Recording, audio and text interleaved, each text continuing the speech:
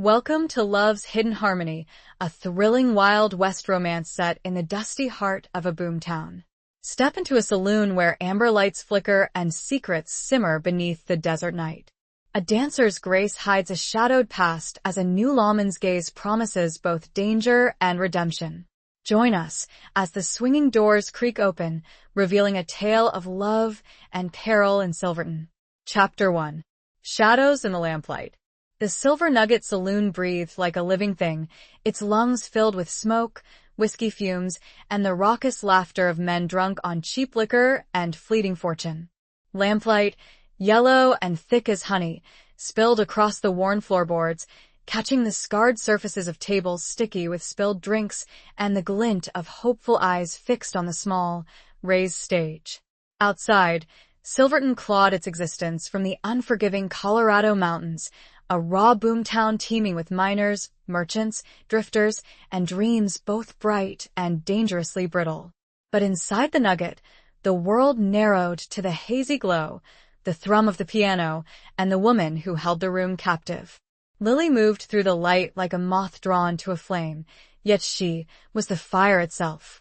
Tonight, her dress was the color of a deep sunset, crimson silk shimmering with every turn, hinting at the long lines of her legs as she danced. Her dark hair, usually pinned with stern practicality during the day, was swept up, softened by escaped tendrils that curled against the pale skin of her neck. A smile, practiced yet potent, touched her lips, but her eyes, a startlingly clear gray, shadowed by thick lashes, held a different story. They scanned the crowd with a dancer's awareness, noting the flushed faces, the greedy stares, the occasional flicker of something harder, something that made the breath catch in her throat. She danced not just with her body, but with a carefully constructed illusion. She was Lily, the nightingale of the Nugget, a creature of grace and charm, spun from music and light. It was a role she played with desperate precision, each step, each smile, a brick in the wall she built between the woman she was now and the girl she'd been forced to become long ago. That girl, hardened by dust and gunpowder, haunted by choices made under a sky indifferent to innocence, had no place here. Silverton was meant to be a sanctuary, a place to finally breathe clean air, even if it was thick with saloon smoke. Here, she was just Lily, earning her keep. Saving pennies toward a future, she clung to like a prayer a small piece of land, perhaps quiet and far from the echoes of rattling spurs and gunfire.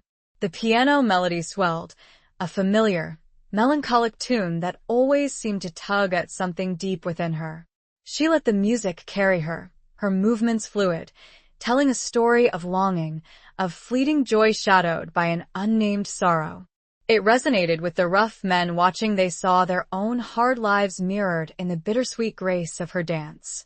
They tossed coins, shouted encouragement, their appreciation genuine, if coarse. Lily accepted it all with the same practiced smile, the coins landing near her feet like scattered bits of hope. Each one represented another moment. She wasn't looking over her shoulder. Another night survived. But survival was a constant, wearying task. Even here, under the admiring eyes of strangers, the past felt like a physical presence, a cold draft slipping through the cracks of the boisterous warmth.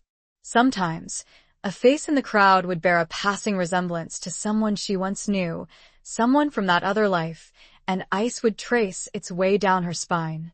Her heart would hammer against her ribs, a frantic bird trapped in a cage, until the moment passed, the stranger turned away, and she could breathe again, the illusion settling back into place. She was 24, but carried the weight of lifetimes within her. Tonight, the familiar unease prickled at the edges of her awareness. It wasn't a specific face, not yet, but a feeling. The air felt heavier, charged with something more than the usual Friday night anticipation.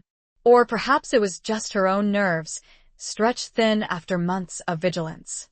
She forced the thought away, pouring more energy into her dance, letting the final notes of the piano carry her into a low, graceful bow.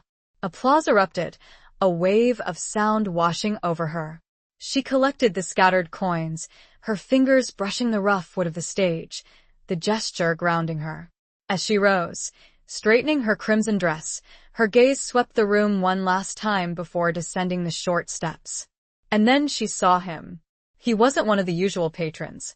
He stood near the back, leaning almost casually against the rough-hewn doorframe, yet there was nothing casual about his presence. He was tall, built solid like the mountains surrounding the town, dressed not in miner's rags or gambler's finery, but in the practical, dark clothing of a man accustomed to authority. The lamplight caught the silver star pin to his vest. The new sheriff, Wyatt. He hadn't been in Silverton long, maybe a few weeks, but the town already buzzed with talk of him. Quiet, they said. Fair but hard. Didn't say much, but when he did, men listened. He'd replaced old Sheriff Brody, whose fondness for the bottle had become more reliable than his aim. Wyatt looked like he'd seen his share of trouble, his face carved with lines that spoke of sun and wind and things best left unspoken. His eyes, a deep, steady blue under the brim of his hat, weren't leering or appraising like most men's. They were simply watching, observing her with an unnerving stillness, a calm intensity that seemed to cut through the noise and the smoke. Most men looked at her like a prize to be won, a momentary distraction. Wyatt looked at her like a puzzle he was trying to solve. There was no heat in his gaze, not the kind she was used to warding off, but a quiet curiosity that felt almost more intrusive. It made her acutely aware of the role she was playing, the crimson dress suddenly feeling like a cheap costume under his scrutiny. Did he see the cracks in her facade? Did the practiced smile waver? Their eyes met across the crowded room. Just for a second, maybe two. The noise of the saloon seemed to fade, the piano player starting up a rowdier tune that went unheard by Lily. In that brief moment, she saw something flicker in his steady gaze, not judgment, perhaps not even suspicion, but interest. Acknowledgement. He saw her, not just the dancer. A slight, almost imperceptible nod, a gesture so small it might have been imagined, before his attention shifted back to surveying the room, his duty reclaiming him. Lily turned away quickly, her heart beating a little faster for a different reason now. She moved toward the bar, needing a moment to compose herself, the encounter leaving her strangely unsettled. She poured herself a small glass of water, ignoring the bartender's knowing smirk. The sheriff's gaze hadn't been threatening, not like the shadows she truly feared, but it was searching. And the last thing Lily wanted was for anyone in Silverton, especially the law, to look too closely. She leaned against the cool wood of the bar, the dampness seeping slightly through the thin silk of her dress. The familiar scent of stale beer, sawdust, and cheap perfume filled her nostrils, usually a comforting anchor to her new reality. Tonight it felt suffocating. The vibrant energy of the saloon suddenly seemed fragile, a thin veneer over something restless and uncertain. Wyatt's quiet presence reminded her that order, law, and consequence existed even here, at the ragged edge of the world. Her past wasn't just a memory, it was a debt collector, patient and relentless. It stalked the dusty trails and shadowed alleys of her thoughts, waiting for a moment of weakness, a slip of the tongue, a familiar face turning a corner. Starting over was one thing, outrunning who you used to be was another entirely. As she glanced back towards the entrance, Sheriff Wyatt was gone, vanished back into the night as quietly as he'd appeared. But the echo of his gaze remained, a silent question hanging in the smoky air. How long could shadows stay hidden in the lamplight before they were finally seen? The thought sent a shiver down her spine, cold despite the saloon's oppressive heat, a grim premonition settling heavy in her chest. The fragile piece she had so carefully constructed felt thinner than ever, ready to tear at the slightest touch. Chapter 2. A sheriff's careful gaze. The sharp light of morning stripped Silverton bare, revealing the raw bones beneath the nighttime glamour of the saloon lamps. Dust, fine as powdered ochre, coated everything, the rough sawn planks of the boardwalk, the drooping canvas awnings over shop fronts, the tired flanks of horses hitched loosely to rails. The air, thinner at this altitude, carried the scent of pine from the surrounding mountains, mingled with the less romantic smells of coal smoke, horse manure, and the metallic tang drifting from the direction of the ore processing mills. This was Lily's reality, stripped of silk and stage lights, a town clawing its way toward permanence, gritty and unforgiving. Dressed in a plain calico dress, far removed from the crimson shimmer of the night before, Lily navigated the uneven boardwalk.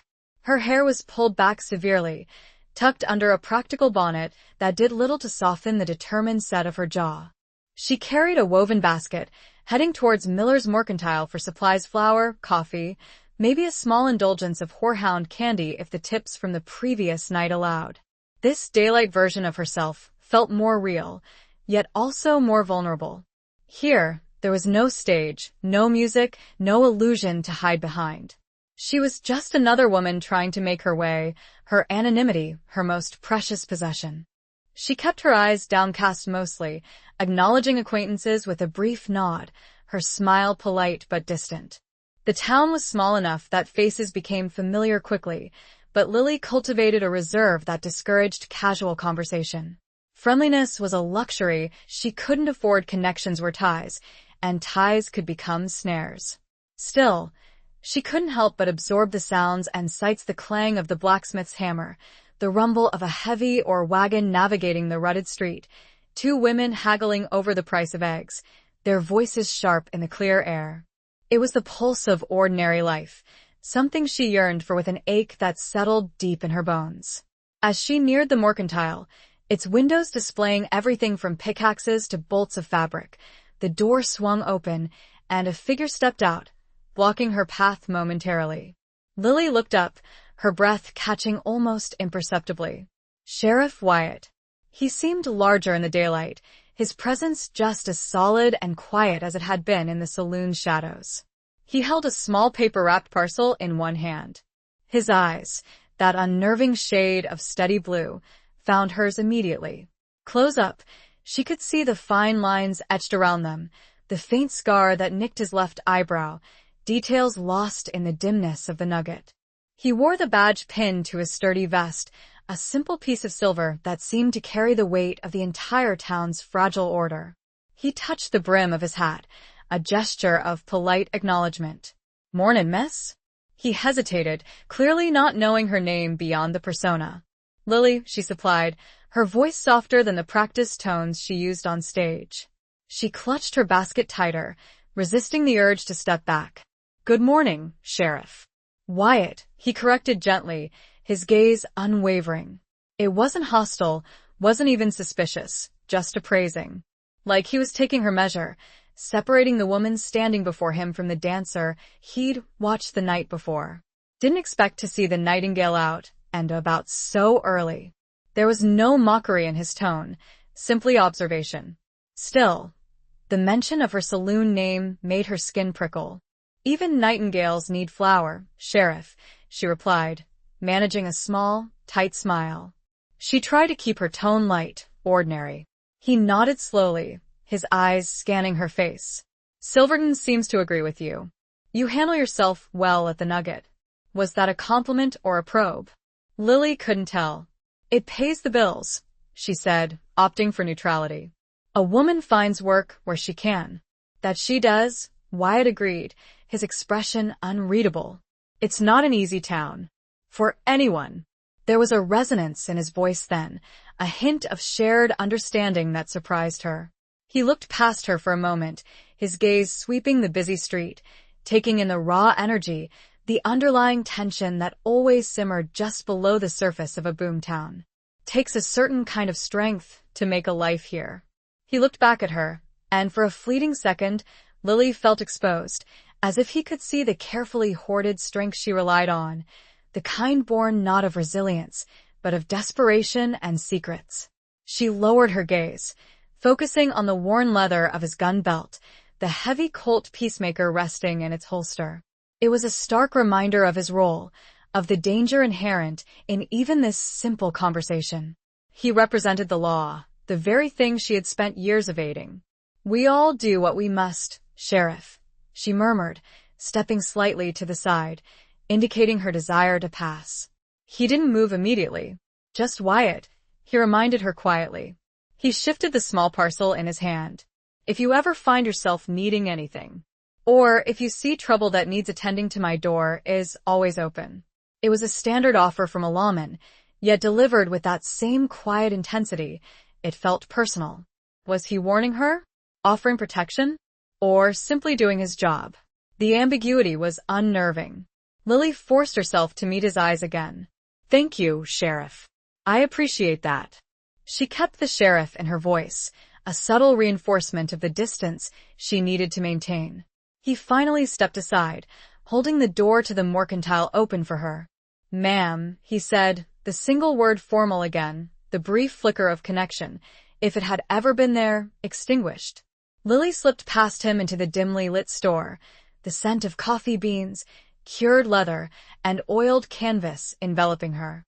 She didn't look back, but she could feel his presence lingering on the boardwalk behind her for a moment before the sound of his boots faded down the street. Her heart was beating too fast, a frantic rhythm against her ribs.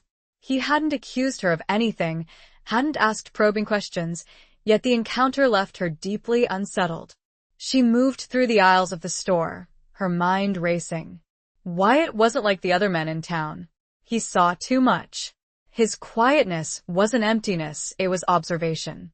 He looked at her like he was trying to read the lines of a map, searching for the true landscape hidden beneath the ink. And Lily knew, with a certainty that chilled her soul, that her map was full of treacherous territory, marked by trails she never wanted retraced. As she paid for her flour and coffee, her hands trembled slightly. Old Man Miller, his spectacles perched on the end of his nose, gave her a curious glance but said nothing. Outside, the sun felt hotter, the dust thicker. The ordinary sounds of the town seemed amplified, grating on her nerves. She hurried back towards a small room she rented above the laundry, her steps quickening. Near the narrow alley that led to the back stairs, a flicker of movement caught her eye. A man stood half hidden in the shadows between the buildings, watching the street. He was rough-looking, unshaven, his eyes narrowed against the bright sun. He wasn't looking at her, specifically, his gaze sweeping over the general activity, but his posture was tense, watchful, predatory. Lily's blood ran cold. Was he someone she knew? One of them? Her past rushing up to meet her on a sun-drenched Silverton street? She averted her face quickly, pulling her bonnet lower, her heart pounding against her ribs like a trapped bird. She forced herself to keep walking, not too fast, not too slow, just a woman returning from her errands. She didn't dare look back to see if he was still there, if his gaze had followed her. The alley swallowed her, and she practically ran up the rickety wooden stairs, the fear of familiar, bitter taste in her mouth. Inside her small, sparsely furnished room, she bolted the door, leaning back against it, gasping for breath. The encounter with Wyatt had unsettled her, scraped at the fragile veneer of her new life. But the sight of the man in the alley, whether he was a phantom of her paranoia or a real threat, terrified her. Silverton was no longer feeling like a sanctuary. It felt like a cage, and the bars were closing in. Sheriff Wyatt's careful gaze was one kind of danger, the kind that threatened exposure. But the shadows held another, older danger, the kind that threatened annihilation. And Lily was trapped squarely between them. Chapter 3. Ghost from the Gunsmoke. The bolted door offered little comfort. Lily's small room, usually a haven of quiet simplicity after the clamor of the Nugget, felt suddenly constricting, the rough plaster walls seeming to press inward. Sunlight streamed through the single window, illuminating dust motes dancing in the air, but it brought no warmth, only a harsh clarity that exposed the frayed edges of her courage. She paced the few steps the room allowed, from the narrow bed with its patchwork quilt to the scarred washstand holding a chipped porcelain basin, her hands clenched at her sides. Who was he? The man in the alley, was he truly a ghost from her past, or just another rough drifter drawn to Silverton's promise like a fly to carrion? Paranoia was a constant companion for someone living a borrowed life, whispering warnings in every gust of wind, painting threats onto the faces of strangers. But this felt different. The cold certainty that had gripped her felt less like fear and more like recognition, a dread that resonated deep in her bones, stirring memories she fought daily to keep buried. Memories of smoke-filled canyons, the thunder of hooves, the metallic taste of fear, and the grim faces of men who lived and died by the gun.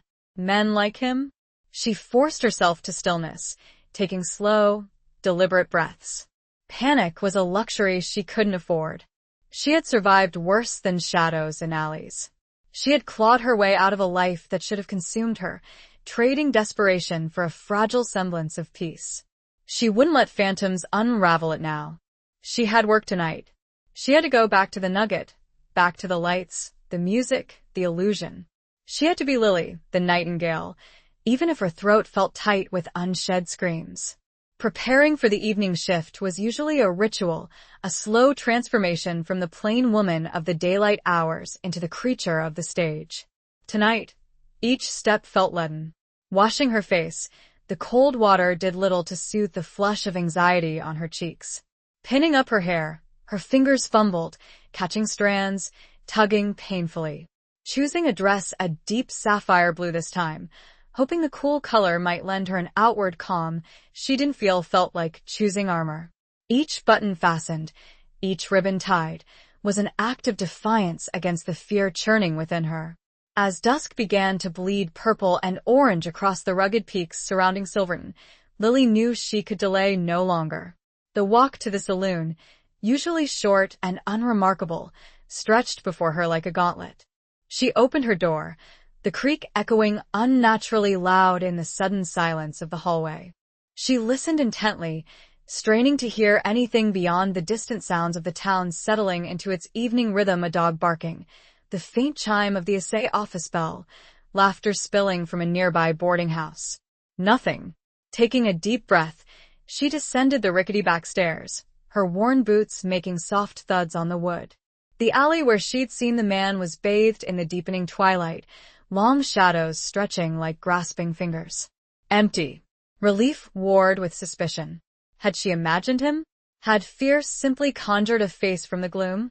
She emerged onto the main street, now bustling with evening traffic. Miners, cleaned up after a day's toil, headed for supper or the saloons. Lamplighters were making their rounds, touching flames to the wicks of street lamps, casting pools of yellow light that pushed back the encroaching darkness, but created deeper shadows in between. Lily pulled her shawl tighter around her shoulders, though the evening air was mild, and merged into the flow of people heading towards the nugget. She kept her head high, her gaze fixed ahead, forcing a semblance of confidence she was far from feeling. Every tall man, every rough-bearded face turning her way, sent a jolt of adrenaline through her system. Her senses were hyper alert. The clatter of spurs on the boardwalk sounded like gunshots waiting to happen, the sudden swing of saloon doors like an ambush unfolding. Then, just as the bright lights and raucous noise of the Silver Nugget came into view, a figure detached itself from the shadows beside the assayer's office, stepping directly into her path. Her heart leaped into her throat, pounding with suffocating force. It was him, the man from the alley. Closer now, she could see the cruel set of his mouth beneath the ragged beard, the coldness in his small, dark eyes that held a flicker of chilling familiarity. He wore dusty, trail-worn clothes, a gun belt slung low on his hips, the holster flap worn smooth from use. The scent of stale sweat, cheap whiskey, and something else, something metallic and dangerous, like old blood, clung to him. Well, now, he rasped, his voice like stones grinding together. Looky here. If it ain't Liza. The name hit her like a physical blow, stealing the air from her lungs. Liza. Not Lily. Liza. The name she hadn't heard, hadn't allowed herself to think in years. The name that belonged to the girl with gunpowder stains on her hands and fear hardening her eyes.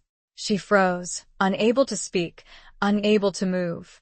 Her carefully constructed world tilted violently on its axis. This wasn't paranoia.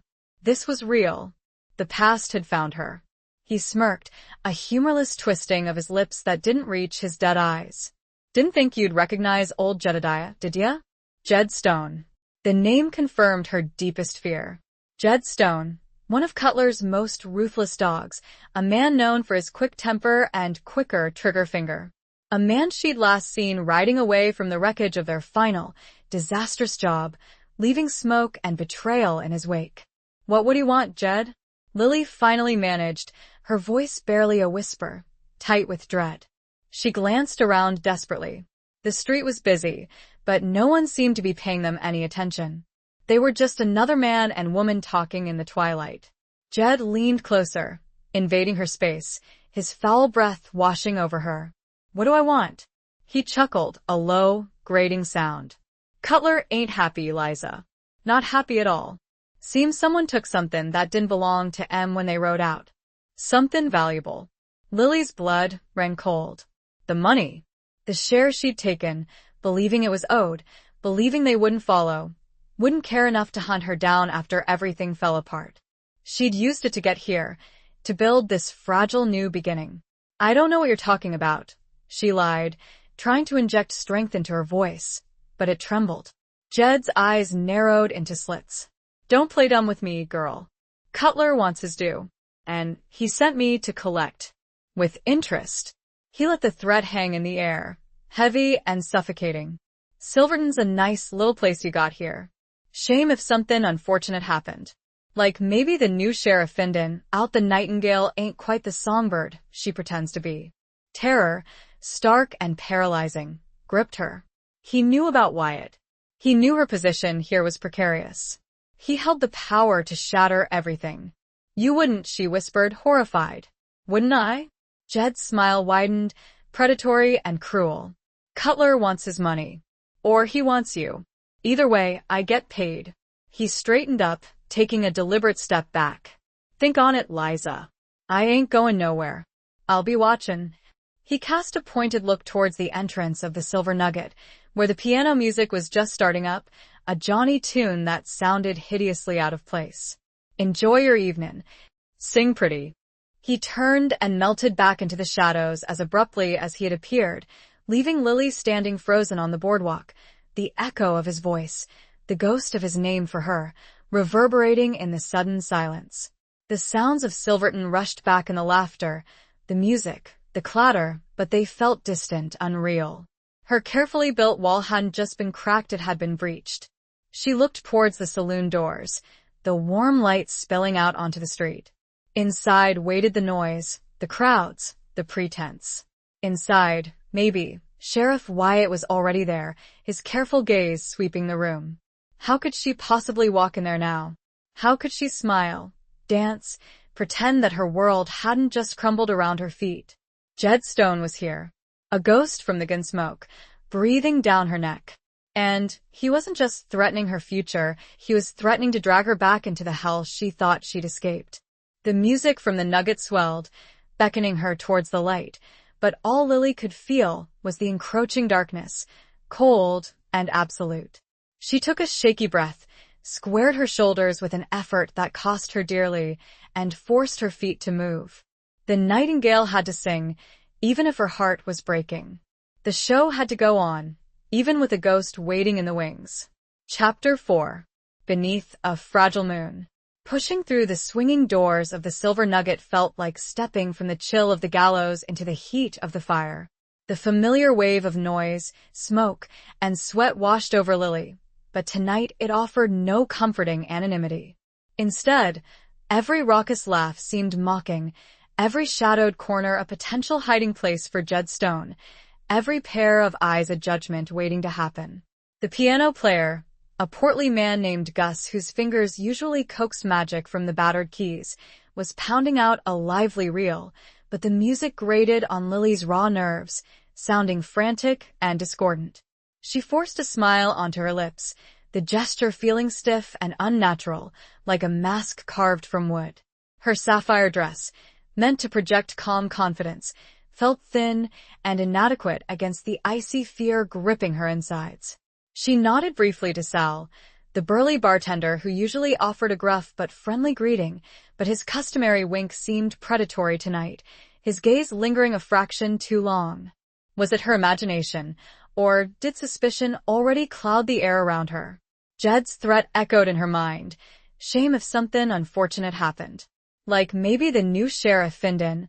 Out her gaze flickered involuntarily towards the back of the room, searching the dimness near the entrance. Sheriff Wyatt wasn't there. A small measure of relief eased the tightness in her chest, but it was fleeting. He could arrive at any moment. And Jed could be anywhere. Watching from the crowded bar, lurking just outside the windows, his presence a poison seeping into the very atmosphere of the place. It was almost time for her first set. She moved towards the small, curtained-off alcove near the stage that served as her makeshift dressing room, needing a moment to gather the fractured pieces of her composure. Inside, the space was barely large enough to turn around, smelling faintly of cheap perfume and dust.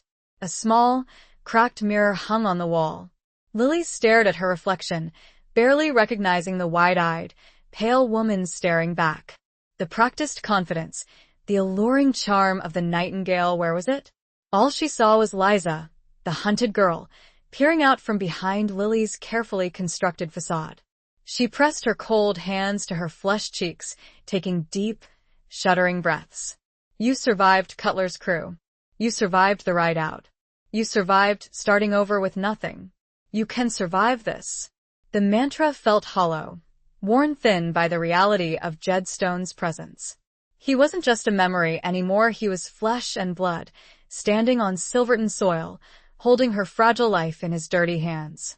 Gus struck the opening chords of her first song, a slow, haunting melody that usually allowed her to ease into the performance. Tonight, it sounded like a dirge. Taking one last, shaky breath, Lily pushed aside the curtain and stepped onto the small stage. The lamplight felt harsher tonight, exposing rather than flattering. The faces below, miners, gamblers, drifters, blurred into a single entity, their collective gaze pinning her like an insect under glass. She could feel sweat prickling at her hairline, beneath the heavy sapphire silk. Her limbs felt strangely heavy, disconnected. She began to move, forcing her body through the familiar steps, but the grace felt brittle, the fluidity strained. The music spoke of sorrow, of love lost on dusty plains, of dreams turning to ash beneath an unforgiving sun. Usually, Lily channeled her own carefully buried grief into the dance, lending it an authenticity that resonated with the audience. Tonight, the sorrow wasn't channeled, it threatened to consume her. Jed's face flashed in her mind, the cruel eyes, the sneering mouth. The memory of gun smoke and betrayal tightened its grip around her throat. Her movements became sharper, tinged with a desperation that wasn't part of the choreography. A turn became almost frantic. A graceful sweep of her arm ended with a hand clenched into a fist before she caught herself. She risked a glance towards the back of the room. And there he was. Sheriff Wyatt had entered silently, taking up his usual position near the doorframe, partially obscured by shadow. His arms were crossed over his chest, his hat tipped low, but she could feel his gaze fixed on her, steady and unnervingly perceptive. Her breath hitched. Did he see it? Did he notice the tremor in her hands, the fear lurking behind the painted smile, the raw panic bleeding through the edges of her performance? His stillness felt like an accusation. He wasn't just watching a dancer, he was observing a suspect. Every beat of the music seemed to hammer the question into her skull. Does he know? Can he see who I really am? The song ended. Instead of the usual robust applause, there was a beat of silence, a subtle shift in the room's energy. Then the clapping started, hesitant at first, then building, but it lacked the usual warmth.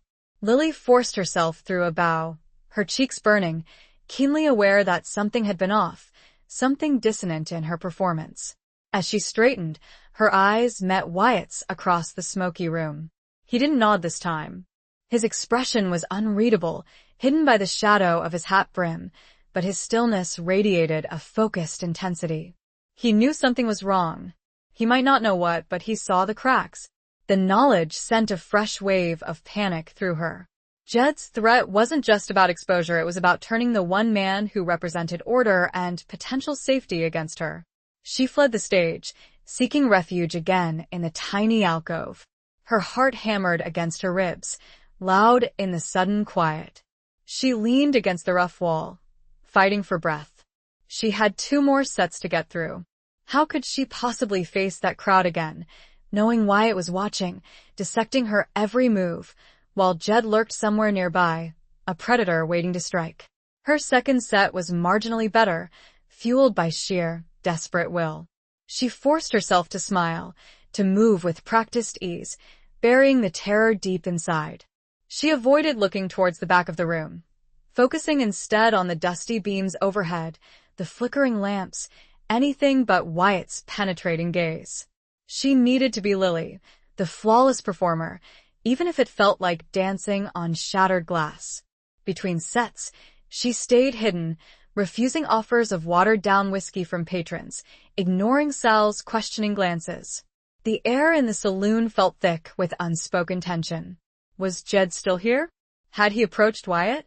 Was the sheriff even now piecing together fragments of rumor, whispers about the saloon dancer with shadows in her eyes? As she prepared for her final performance of the night, a wave of exhaustion washed over her, so profound it was almost dizzying. It wasn't just physical tiredness, it was the soul-deep weariness of carrying too many secrets, of constantly looking over her shoulder, of living on the knife edge of discovery. Her final dance was slower, more melancholic. It suited her mood. She poured her fear, her despair, her desperate longing for a peace that seemed eternally out of reach into the movements. She danced for herself this time, a silent plea to the uncaring darkness, a lament for the life she might have had. When the last note faded, the applause felt distant, irrelevant. She gave a final, weary bow and quickly descended the stage, gathering her shawl. She needed to get out, away from the noise, the lights, the prying eyes. She scanned the room one last time. Wyatt was still there, talking quietly to Sal at the bar. He glanced up as she moved towards the door, his expression thoughtful, perhaps concerned. Lily offered a curt nod, unable to trust her voice, and slipped out into the relative cool of the night. The street was quieter now, most of the revelers still inside the saloons or retired for the night. A sliver of moon hung high in the inky sky, casting a pale, ethereal light over the dusty street and the stark outlines of the buildings. It was beautiful, in a lonely, desolate way. The air smelled cleaner out here, carrying the scent of pine and cool earth. Lily hurried towards her room, her footsteps echoing in the stillness. The fear hadn't subsided, but it had settled into a cold dread that numbed her limbs. She kept glancing into the deep shadows between buildings, expecting Jed to materialize, but the street remained empty. She reached the alley leading to her back stairs, pausing in the deep darkness. She looked up at the fragile moon, a pale disk adrift in an ocean of black. It offered no answers, no comfort, only a cold, distant illumination that seemed to highlight her isolation. She was trapped. Jed held her past, threatening to destroy her present. Wyatt, the symbol of law and potential stability, represented a future she desperately wanted but could likely never have, his careful gaze promising discovery, judgment, the loss of the very anonymity she needed to survive. Leaning her head back against the rough wooden wall of the building, Lily closed her eyes. The scent of wood smoke from a dying fire drifted on the night air. She could almost taste the dust, feel the phantom weight of a gun belt on her hip, hear the echo of hoofbeats fading into the night. Liza. The name whispered through her mind, carried on the cool breeze. Who was she really? Lily, the hopeful survivor? Or Liza, the ghost forever chained to the gun smoke? Beneath the fragile moon, in the heart of the unforgiving West, the answer felt terrifyingly unclear. She was caught between the devil she knew and the law she feared, and escape seemed impossible. A single tear tracked a path through the dust on her cheek, cold and solitary in the moonlight. Chapter 5. The Serpent's First Strike. Sleep offered no escape. Lily drifted through fragmented nightmares populated by swirling gun smoke, the glint of cold eyes in the shadows, and the unnerving steadiness of Sheriff Wyatt's gaze. She awoke before dawn, tangled in her thin sheets, her heart pounding a frantic rhythm against her ribs. The pre-dawn chill seeped through the cracks around the window frame, mirroring the cold dread that had settled deep within her. Jed Stone was in Silverton. The ghost wasn't just haunting her memories, it walked the same dusty streets, breathed the same thin mountain air. Pushing herself out of bed, Lily moved stiffly, her body aching with a tension that had nothing to do with dancing. She went through the motions of her morning routine, washing her face with icy water from the pitcher, braiding her dark hair tightly, dressing in the same drab calico as the day before. Each action felt mechanical, performed by rote while her mind raced, circling the same terrifying thoughts. What did Jed want? Just the money? Or was Cutler's vengeance more personal? And how long before he made good on his threat to expose her? The thought of Sheriff Wyatt finding out sent a fresh wave of nausea through her. His quiet observation, his steady presence, it represented a kind of stability, an order she instinctively craved, even while fearing the judgment that might come with it. To have him look at her with contempt, to see the disgust replace the quiet curiosity in his eyes, the thought was unbearable. It wasn't just fear of the law, it was the sharp, unexpected sting of potential disappointment, the loss of a respect she hadn't even realized she valued until it was threatened. She knew she couldn't stay hidden in her room forever. She needed firewood, water from the communal pump down the street. More importantly, she needed to project an image of normalcy, however false. Showing fear would be like bleeding in shark-infested waters. Jed would sense it, feed on it. Steeling herself, she unbolted the door and stepped out into the gray morning light. The town was slowly stirring. Smoke curled from stovepipes, the distant clang of the blacksmith's hammer began its daily rhythm, and the scent of brewing coffee mingled with the ever-present dust. Lily kept her head down, her basket clutched tightly, her senses stretched taut. Every footstep behind her, every figure lounging against a storefront, seemed menacing. The familiar street felt alien, hostile. She fetched her water and wood, exchanging brief, strained greetings with Mrs. Gable from the bakery and young Timmy, who helped at the livery. Their ordinary chatter, usually a welcome distraction, felt jarring against the backdrop of her internal turmoil. They spoke of weather, of rising prices for blasting powder, of a rumored silver strike north of town. Lily nodded and murmured responses, but her mind was elsewhere, scanning alleys, scrutinizing faces, searching for the cold, familiar eyes of Jed Stone. She saw no sign of him, but his absence was almost worse than his presence. It meant he could be anywhere, watching, waiting. Returning to her room felt like retreating into a besieged fortress. She bolted the door again, leaning against it, relief warring with the suffocating sense of being trapped. She set about building a small fire in the tiny stove, the familiar task offering a small measure of comfort. The kindling caught, flames licking at the dry wood, casting flickering shadows on the walls. It was then that she saw it. Resting squarely in the middle of her narrow bed, placed precisely on the worn patchwork quilt, was a single, dried prairie rose. Lily froze, the blood draining from her face. Her breath hitched in her throat. It wasn't hers. She hadn't picked any flowers, hadn't brought anything like it into the room. The door had been bolted. She knew she had bolted it. But the flower lay there, stark and undeniable against the faded fabric. Its petals were brittle, dusty, the color faded to a pale, ghostly pink. It looked ancient, fragile, yet profoundly menacing. Someone had been in her room, while she was out, while she thought she was safe behind a locked door. Jed. It had to be Jed. He had picked the lock, slipped inside like a shadow, and left this message. But what did it mean? A prairie rose? It seemed almost gentle, a stark contrast to Jed's rough nature. Then memory, sharp and unwelcome, pierced through the fog of fear. Liza.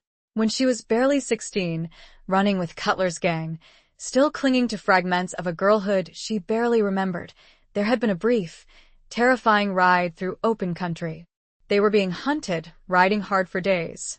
She'd seen a patch of hardy prairie roses blooming defiantly in the parched earth, a splash of fragile beauty in the desolate landscape.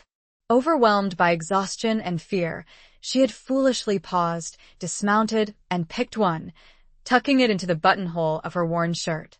Cutler had seen, had sneered at the sentimentality, but one of the others, Jake, maybe, or was it Jed himself who had made a coarse joke about her trying to pretty herself up for the hangman? The flower wasn't a gentle gesture. It was a reminder. I know who you are. I remember you, Liza. I know your weaknesses.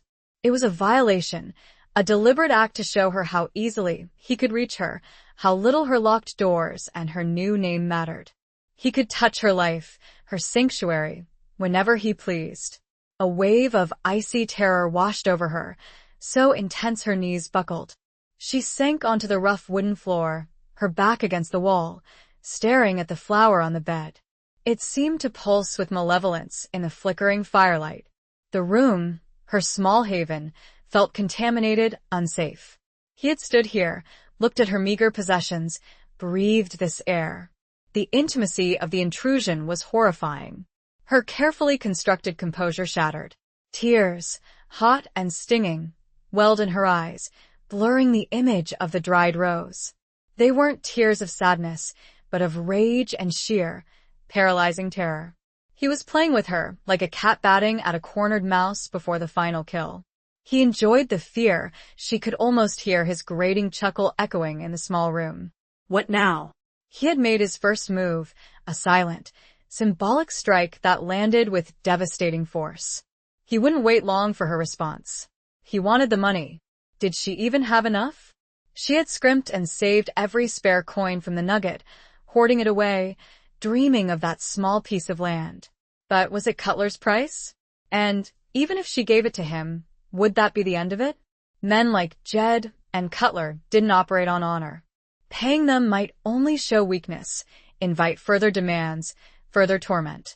Running again crossed her mind, a frantic, desperate impulse. Pack her few belongings, slip out of Silverton under the cover of darkness, disappear onto the vast, anonymous plains. But where would she go? Start over again? With nothing? And what if Jed followed? He had found her once, he could find her again. Besides, a part of her, weary and worn down, resisted the idea of running forever. Wasn't Silverton meant to be the end of the line, the place where she finally stood her ground? Her thoughts turned again, inevitably, to Wyatt. Could she risk telling him? Confessing everything, the past, the gang, the stolen money, the threat hanging over her? The idea was terrifying. He was the law. He upheld the order she had broken. He would have to arrest her, or at the very least, drive her out of town. She would lose everything she had painstakingly built. Yet the memory of his steady gaze, the quiet offer of help, lingered. If you ever find yourself needing anything, was it possible he might understand? Could there be a flicker of compassion beneath the badge? It felt like an impossible gamble. Trusting Jed was unthinkable. Trusting Wyatt felt almost as dangerous, risking exposure and judgment. Remaining silent, trying to handle Jed on her own, felt like suicide. She was trapped in a tightening vice, the pressure increasing with every passing moment. Lily pushed herself to her feet, her legs trembling. She walked over to the bed and snatched up the dried rose. Its brittle petals crumbled slightly in her grasp, releasing a faint, dusty scent. It felt like holding ashes. With a surge of desperate defiance, she crossed to the stove, opened the small iron door, and tossed the flower into the hungry flames. It blackened instantly, curling into itself before vanishing into smoke. Destroying the symbol didn't destroy the threat. Jed was still out there. But the small act of defiance steadied her nerves, just a fraction. She couldn't crumble. She wouldn't let him break her without a fight. She didn't know how, didn't know what path to take, but the serpent had struck, and the mouse had to decide whether to hide, to flee, or somehow, impossibly, to bite back. The weight of the decision pressed down on her, heavy as the mountains surrounding Silverton, promising a future paved with danger, whichever road she chose. Chapter 6. The Weight of the Badge. The pre-dawn chill carried the sharp scent of coal smoke and pine, a familiar perfume that clung to Silverton like dust. Sheriff Wyatt Earp adjusted the collar of his sturdy jacket against the bite in the air, his boots sounding unnaturally loud on the deserted boardwalk. The town lay quiet under a sky slowly fading from inky black to bruised purple, the peaks of the surrounding mountains like jagged teeth against the emerging light. This was his time, these quiet hours before the raw energy of the boomtown fully awakened, when he could patrol the perimeter, check the locks on the shuttered businesses, and feel the pulse of the place without the clamor and chaos that daylight brought. The silver star pinned to his vest felt heavier some mornings than others. It wasn't just the metal, it was the weight of expectation, the burden of maintaining a fragile peace in a town built on greed and desperation. Silverton teemed with men seeking fortune, men running from pasts, men quick to anger and quicker to draw. Fights over claims, cards, or women were common. Theft was opportunistic. Violence simmered just beneath the surface, always ready to boil over. It was his job to stand between that simmering pot and the decent folk, the merchants, the families, the few souls genuinely trying to build something lasting here. It was a job that demanded constant vigilance, a steady hand, and a certain detachment he cultivated like a shield. He walked with a measured tread, his gaze sweeping the street, the alleys, the darkened windows. His senses were honed sharp by years navigating rough territories, reading subtle signs of pried window latch, fresh tracks in the dust where they shouldn't be, the silhouette of a man lingering too long in the shadows. He wasn't a man prone to fancy or imagination. He dealt in facts, in observation, in the tangible evidence of trouble brewing. His thoughts, unbidden, drifted back to the silver nugget the night before. Specifically to Lily, the nightingale. He'd seen plenty of saloon girls, dancers, singers, women clinging to precarious livelihoods in towns like this. Most wore their desperation like cheap perfume, their smiles brittle, their eyes hard. Lily was different. There was a grace about her, even off stage, a quiet intelligence in her clear gray eyes that seemed at odds with the crimson silk and the smoky haze of the saloon. He'd seen her daylight self too, plain and reserved, fetching supplies.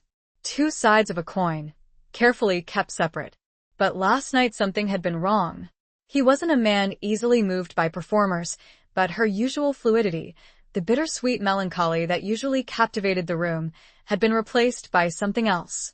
A brittle tension, a near panic barely masked by the practiced movements. He'd seen fear in her eyes, stark and undisguised, before she caught herself and smoothed it over. It wasn't stage fright, it was something deeper, something raw. He'd seen that kind of fear before, in men cornered, in witnesses about to break, in victims bracing for a blow. What had spooked the nightingale so badly? He rounded the corner onto Green Street, the main thoroughfare, just as the first rays of sun struck the false fronts of the buildings, painting them gold and rose. A sound broke the stillness, raised voices, harsh and angry, spilling from the alley beside the assayer's office. Wyatt instinctively moved towards the noise, his hand resting lightly on the butt of his Colt. Trouble rarely waited for a convenient hour. He found two miners, rough-bearded and smelling of stale whiskey even at this early hour, squaring off near a pile of discarded timber. Their faces were flushed, fists clenched. A spilled bottle lay shattered at their feet. He cheated. Called me a liar. One roared, spittle flying. You're drunker 'n a skunk, Finn. Can't even see the card straight. The other retorted, shoving him back. Wyatt stepped into the mouth of the alley, his shadow falling long before him. All right, he said, his voice quiet but carrying unmistakable authority. That's enough. Both men froze, turning towards him, their anger momentarily forgotten in the face of the law. Their bluster deflated slightly under his steady gaze. Sheriff, Finn mumbled, shuffling his feet. He took my winnings unfair. He lost fair and square, Sheriff, then started swinging. The other man, younger, with eyes still red-rimmed from drink, protested. Wyatt looked from one to the other, taking in the situation quickly. A common squabble, fueled by liquor and pride. Go sleep it off, both of you, he ordered, his tone leaving no room for argument. Settle your accounts when you're sober. Any more trouble from either of you today, and you'll be spending the night in my jail, understand? Finn grumbled, but nodded sullenly. The younger man muttered an apology. Wyatt watched them shamble off in opposite directions, the brief flare of violence extinguished as quickly as it had ignited. He picked up the neck of the broken bottle, careful of the shards, and tossed it onto a trash heap. Just another small fire doused before it could spread. But it served as a reminder tensions ran high, and sparks flew easily. He continued his patrol, the incident fading into the background noise of his duties. Yet, the image of Lily's frightened eyes lingered. Was her fear connected to some saloon brawl, some drunken patron getting too familiar? Or was it something else? Something that had followed her to Silverton? That possibility resonated with his instincts. Too many people came west seeking anonymity, hoping to outrun their shadows. Sometimes the shadows caught up.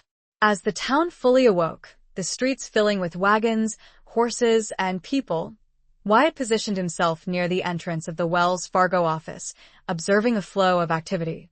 He exchanged quiet greetings, noted familiar faces, and kept an eye out for anything out of the ordinary. And then he saw him, lounging against the wall opposite the bank, making a poor show of studying a faded wanted poster tacked to the clapboard. The man was rough-featured, dressed in trail-worn clothes that hadn't seen soap and water recently. His eyes, small and dark, constantly scanned the street, missing nothing, yet trying to appear casual about it. There was a hardness about him, a predatory stillness beneath the attempted nonchalance. Wyatt hadn't seen him before yesterday. A newcomer. That wasn't unusual in Silverton, but something about this man set Wyatt's internal alarms humming. He carried himself like someone accustomed to trouble, maybe even looking for it. Wyatt made a mental note of the man's appearance, the ragged beard, the low-slung gun belt, the way his hand hovered near the weapon instinctively when a horse backfired down the street. He'd ask around later, discreetly. See if anyone knew his name, his business. In a town like Silverton, unknown variables were dangerous. He pushed away from the wall, resuming his walk. The badge felt solid against his chest. It was a symbol of order, of the thin line between civilization and chaos he was paid to defend. But it was also isolating. Men were wary of him. Women kept their distance. Friendships were complicated by his authority. He was the law, set apart, always watching, rarely truly part of the community he protected. There were times, like now, contemplating the fear he'd seen in Lily's eyes, when that isolation felt particularly profound. He saw the cracks in people's lives, the secrets they tried to hide, but the weight of the badge often prevented him from offering anything more than the cold comfort of the law. He paused outside the Silver Nugget Saloon, quiet now in the morning light, its doors shut tight, looking almost respectable. He thought of Lily inside, perhaps sleeping, perhaps lying awake, haunted by whatever terror had gripped her on stage. He felt a reluctant pull, a desire to understand, maybe even to help. But helping wasn't always straightforward. Getting involved, especially with someone like her, a woman whose life was lived on the fringes, likely holding secrets of her own, was fraught with complications he usually avoided. Yet, the image of her forced smile, the desperation in her movements, stayed with him. And the presence of the hard-eyed stranger lingered in his mind. Were they connected? It was too early to tell, just a lawman's hunch, unsubstantiated. But Wyatt trusted his hunches. He turned away from the saloon, his expression grim. He had a town to keep safe, laws to uphold. But he made a quiet decision. He would keep a closer eye on the Nightingale. And he would find out who the stranger was. Trouble was brewing in Silverton. He could feel it like a change in the wind, and he suspected Lily, whether she knew it or not, might be standing square in the path of the storm.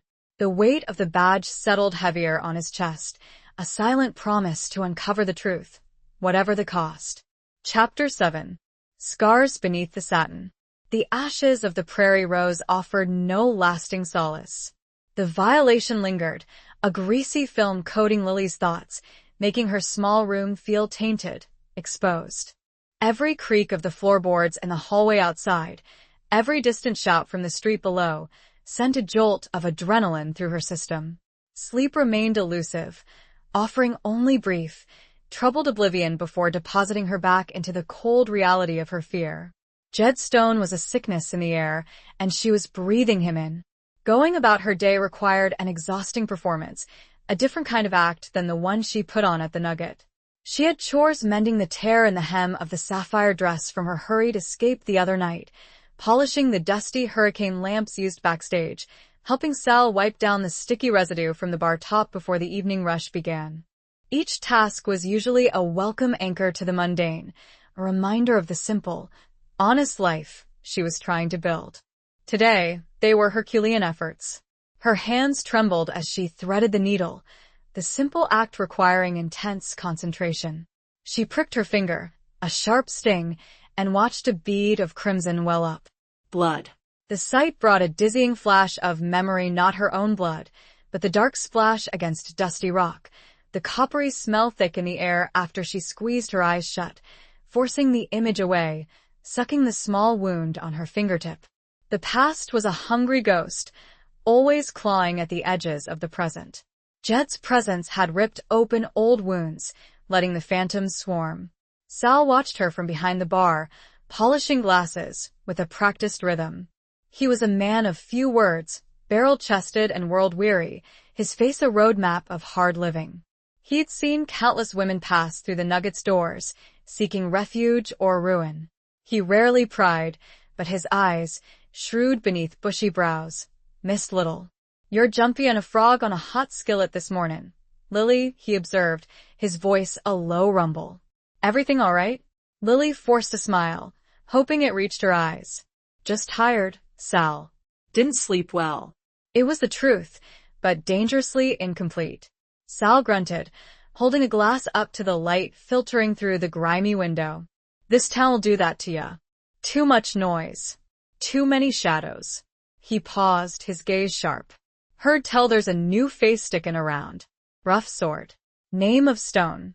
Lily's heart hammered against her ribs. He knew. Or he'd heard rumors. Jed wasn't exactly trying to blend in. "Oh?" She managed, concentrating fiercely on her sewing, pretending casual disinterest. "Haven't noticed." Sal didn't press, but she felt his gaze linger before he turned back to his glasses. The air thickened with unspoken questions. How much did Sal know? How much did anyone guess? Was her carefully constructed facade already crumbling around the edges? The satin and silk of her costumes felt like paper-thin defenses against the harsh realities closing in. Beneath the sparkle, the scars, pulse scars of fear, of violence witnessed and endured, of choices made in desperation that refused to stay buried. Later, fetching coal from the bin behind the saloon, she saw him.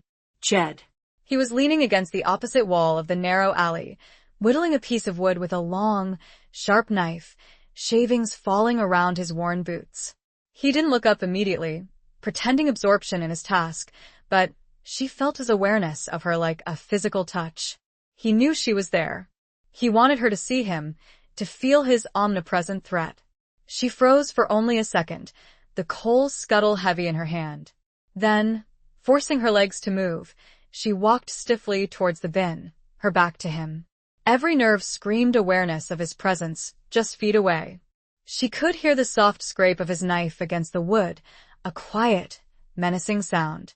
She filled the scuttle quickly, coal dust dirtying her hands and dress, the metallic clang of the shovel echoing too loudly in the confined space. As she turned to leave, forcing herself not to run, his voice came, low and grating. "Nice day for chores, Liza." She flinched at the name, but didn't stop, didn't look at him. She kept walking, her head held high, her breath caught tight in her chest. She could feel his eyes boring into her back, could almost feel the smirk twisting his lips. He hadn't threatened her outright, hadn't demanded anything. He didn't need to. His presence, his use of that name, was enough. It was a constant tightening of the noose. Back inside the relative safety of the saloon, she leaned against the wall near the back door, her body trembling. Sal glanced over, raising an eyebrow, but said nothing. Lily closed her eyes, trying to regain control. The encounter, brief as it was, had scraped her nerves raw. He was everywhere. There was no escaping his shadow. That evening, preparing for her performance felt less like putting on armor and more like dressing a wound. The vibrant colors of her costumes seemed garish, the sequins mocking. As she pinned up her hair, she caught sight of a faint, silvery line tracing from her temple into her hairline, a scar usually hidden, a memento from a fall during a frantic escape years ago. There were others, small reminders etched onto her skin, souvenirs of a life she desperately wanted to forget. But the deepest scars weren't visible. They were etched onto her soul, tender spots that Jed Stone seemed intent on probing with cruel precision. When she stepped onto the stage, the nugget was crowded, the noise level higher than usual. The rumor of the new silver strike had brought a fresh influx of hopefuls, adding to the usual mix of miners and drifters. The air crackled with boisterous energy, but for Lily, it felt brittle, dangerous. She scanned the crowd automatically, her gaze sweeping the smoky room. Jed wasn't immediately visible, but that meant little. And then she saw Wyatt. He wasn't lurking by the door tonight. He stood near the bar, talking quietly with a man she vaguely recognized as Mr. Harrison, the owner of the mercantile. Wyatt looked tired, the lines around his eyes deeper than usual. He listened intently to Harrison, nodding occasionally, his expression serious. Even from across the room, Lily could feel the weight of his responsibility, the quiet authority he carried. As Gus struck the opening chords, Wyatt's conversation ended. He turned, his gaze inevitably finding the stage. Finding her. His eyes held that familiar, unnerving steadiness, but tonight, there seemed to be an added layer of scrutiny, a focused intensity that made her stomach clench. Had Sal mentioned the stranger? Had Harrison? Was Wyatt actively looking for connections, trying to piece together the puzzle? She began to dance, forcing her limbs into grace, forcing a smile onto her lips. But the music felt hollow, the steps automatic. Her mind kept replaying the encounter with Jed in the alley, his casual use of her old name, the implied threat in his posture. She imagined Wyatt's reaction if he knew the truth, the swift judgment, the cold dismissal, the click of handcuffs. The terror of exposure warred with the immediate, physical fear Jed inspired. She caught Wyatt's eye again. He wasn't just watching her dance, he seemed to be studying her face, her expression, searching for something beneath the surface. Did he see the fear she was trying so desperately to conceal? Did he see the flicker of panic when a loud crash from the bar made her jump? Did he notice the slight tremor in her hands as she finished a spin? The performance felt like an eternity. Each smile was a betrayal of the fear gnawing at her insides. Each graceful movement was a lie. The satin dress felt heavy, suffocating, clinging to her skin like a shroud. By the time the final note faded, Lily felt utterly drained, exposed despite the layers of costume and pretense. The applause washed over her, meaningless noise. She gave a perfunctory bow and practically fled the stage, seeking the shadows of the alcove. She leaned against the wall, breathing heavily, pressing a hand to her racing heart. It wasn't working. She couldn't keep this up. The strain was too much. The nightingale was faltering, her song cracking under the pressure. From the corner of her eye, through a gap in the curtain, she saw Wyatt walking slowly towards the stage area. Not directly towards her alcove, but nearby, his gaze still thoughtful, analytical. Was he coming to ask questions? Had he seen enough to confirm his suspicions? Panic seized her. She couldn't face him. Not now. Not when her control was so frayed. Before he could get any closer, before he could voice the questions she saw forming in his eyes, Lily slipped out the back way, bypassing the curtained alcove entirely, melting into the darkness behind the saloon. She didn't stop until she reached the relative anonymity of the street, pulling her shawl tightly around her, disappearing into the night. She couldn't face the careful gaze of the law, not when the scars beneath the satin felt like they were bleeding anew, threatening to stain everything she touched. She was running again, not from Silverton, not yet, but from the confrontation she feared was inevitable, postponing the moment when her two worlds would finally, catastrophically, collide. Chapter 8. Dancing on the Precipice. The next few days settled into a tense, suffocating rhythm. Lily moved through Silverton like a ghost haunting her own life, caught in a terrifying limbo between Jed's predatory patience and Wyatt's watchful observation. Jed made no further overt moves, no more prairie roses left on her pillow, no direct confrontations on the street. Instead, he employed a more insidious form of torment, presence. She would catch glimpses of him lounging by the livery stable as she passed, nursing a beer in the dimmest corner of the nugget before her set began, his eyes tracking her movements even when he pretended otherwise. He never spoke, never approached, but his constant, lurking presence was a grinding weight on her nerves. It was a silent, relentless siege, designed to wear her down, to make her crack under the strain. He was reminding her, with chilling patience, that he was there, that he held her fate in his hands, and that time was running out. Her performances at the saloon became exercises in sheer willpower. The stage, once a refuge where she could lose herself in music and movement, now felt like a starkly lit platform under enemy surveillance. She danced knowing Jed was likely watching from the shadows, savoring her fear.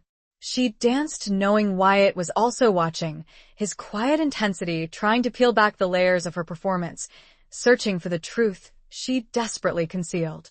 The space between them felt like a precipice, and she was forced to perform a dangerous balancing act on the crumbling edge. The strain began to show.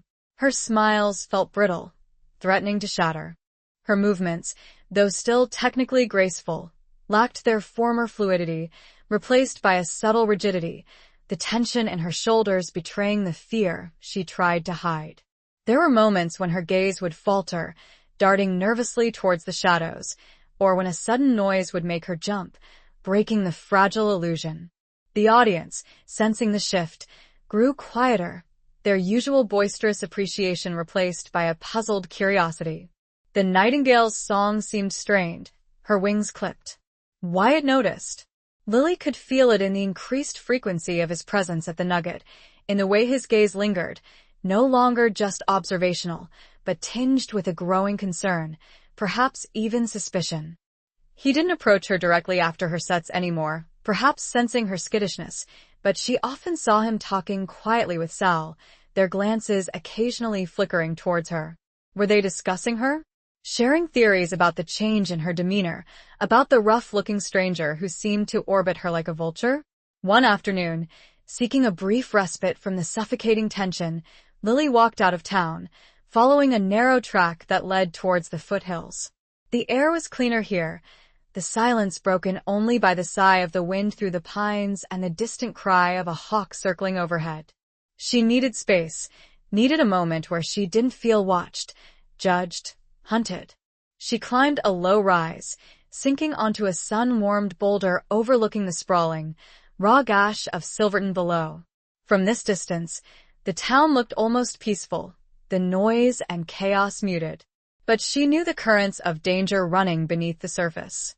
She hugged her knees to her chest, pulling her thin shawl tighter, though the sun was warm. How long could she endure this? Jed's silent pressure was relentless. Sooner or later, he would demand payment, or worse, carry out his threat of exposure. And Wyatt, his quiet scrutiny, felt almost as dangerous. What would happen when his patience ran out, when his questions became direct accusations? She traced patterns in the dust with a twig, her mind circling the same impossible choices. Give Jed the money? Even if she had enough, could she trust him to disappear? Run again? Where? And risk being hunted down? Confide in Wyatt? The thought sent a familiar jolt of fear through her. Revealing her past as Liza, admitting to being part of Cutler's outlaw gang, confessing to the stolen money, it felt like signing her own death warrant, or at least the death warrant of the life she had so desperately tried to build in Silverton. Yet there was something in Wyatt's eyes, something beyond the sternness of the lawman. A steadiness, a hint of weary understanding. He'd seen hardship, it was etched into the lines on his face. Could he possibly comprehend the choices desperation forced upon people? Could he see the woman she was now, separate from the girl she had been forced to become? It felt like a fool's hope, a dangerous fantasy born of her own desperation. Trusting him felt like stepping off the precipice willingly, hoping for wings she didn't possess. Lost in thought, she didn't hear the approaching footsteps until a shadow fell over her. Lily gasped, scrambling to her feet, her heart pounding, convinced it was Jed. But it was Wyatt. He stood a few paces away, his expression unreadable, his hat casting his eyes into shadow. He held the reins of his horse, which grazed contentedly nearby. He hadn't ridden up silently, she had simply been too lost in her turmoil to notice. "Didn't mean to startle you, Lily," he said, his voice calm even. "Sheriff," she breathed, trying to slow her racing heart. I didn't hear you. My apologies." He gestured vaguely towards the town below. "Needed to clear my head. Seems you had the same idea." He paused, his gaze sweeping over her face, taking in her obvious distress, the lingering fear in her eyes. "Everything all right? You seem on edge lately." His directness caught her off guard. She averted her gaze, looking out over the valley, anywhere but at his probing eyes. "Just tired, Sheriff. Long nights at the Nugget." The excuse sounded weak, even to her own ears. Wyatt didn't press immediately. He moved to stand beside her, not too close, respecting her space, yet his presence felt immense, solid. They stood in silence for a moment, the vastness of the landscape stretching out before them. The wind sighed through the pines, a lonely sound. "This country, it tests people," Wyatt said finally, his voice quiet, almost reflective. "Asks more than some are willing to give. Breaks others." He glanced at her profile. "But it can also forge strength you didn't know you had." Was he talking about her? About himself? Or just making a general observation? Lily couldn't tell, but his words resonated with a painful truth. She had been broken in a way, and she had been forged. But the strength felt brittle, liable to shatter at any moment. Some things follow you, no matter how far you run," she murmured, the words slipping out before she could stop them, heavy with unintended meaning. Wyatt turned his head fully towards her, his gaze sharp, intense. "Shadows?" he asked quietly. Lily's breath hitched. He was too perceptive, too close to the raw, exposed nerve of her fear. She couldn't meet his eyes. She shook her head, trying to retract the words, to retreat back into ambiguity. "Just memories, Sheriff. Everyone has them." He studied her for a long moment, the silence stretching, thick with unspoken questions. Lily braced herself, expecting him to push further, to demand answers, to ask about the stranger, about the fear she couldn't hide. But he didn't. Instead, he sighed, a quiet sound of resignation, and turned his gaze back towards the town. "Silverton needs people willing to stand their ground, Lily. Not just run from the past." He paused, then added, almost gently, "But sometimes standing your ground means trust in someone to watch your back." The implication hung heavy in the air. Was it an offer? A warning? A test? Lily's heart hammered against her ribs. He was offering a lifeline, perhaps, but grabbing it meant revealing the treacherous waters she was drowning in.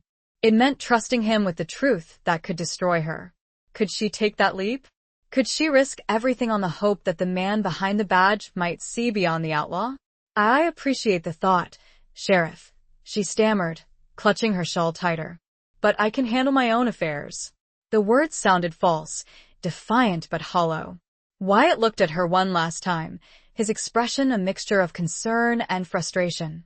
He saw her fear, saw her isolation, saw her dancing on the edge, but she refused to take the offered hand.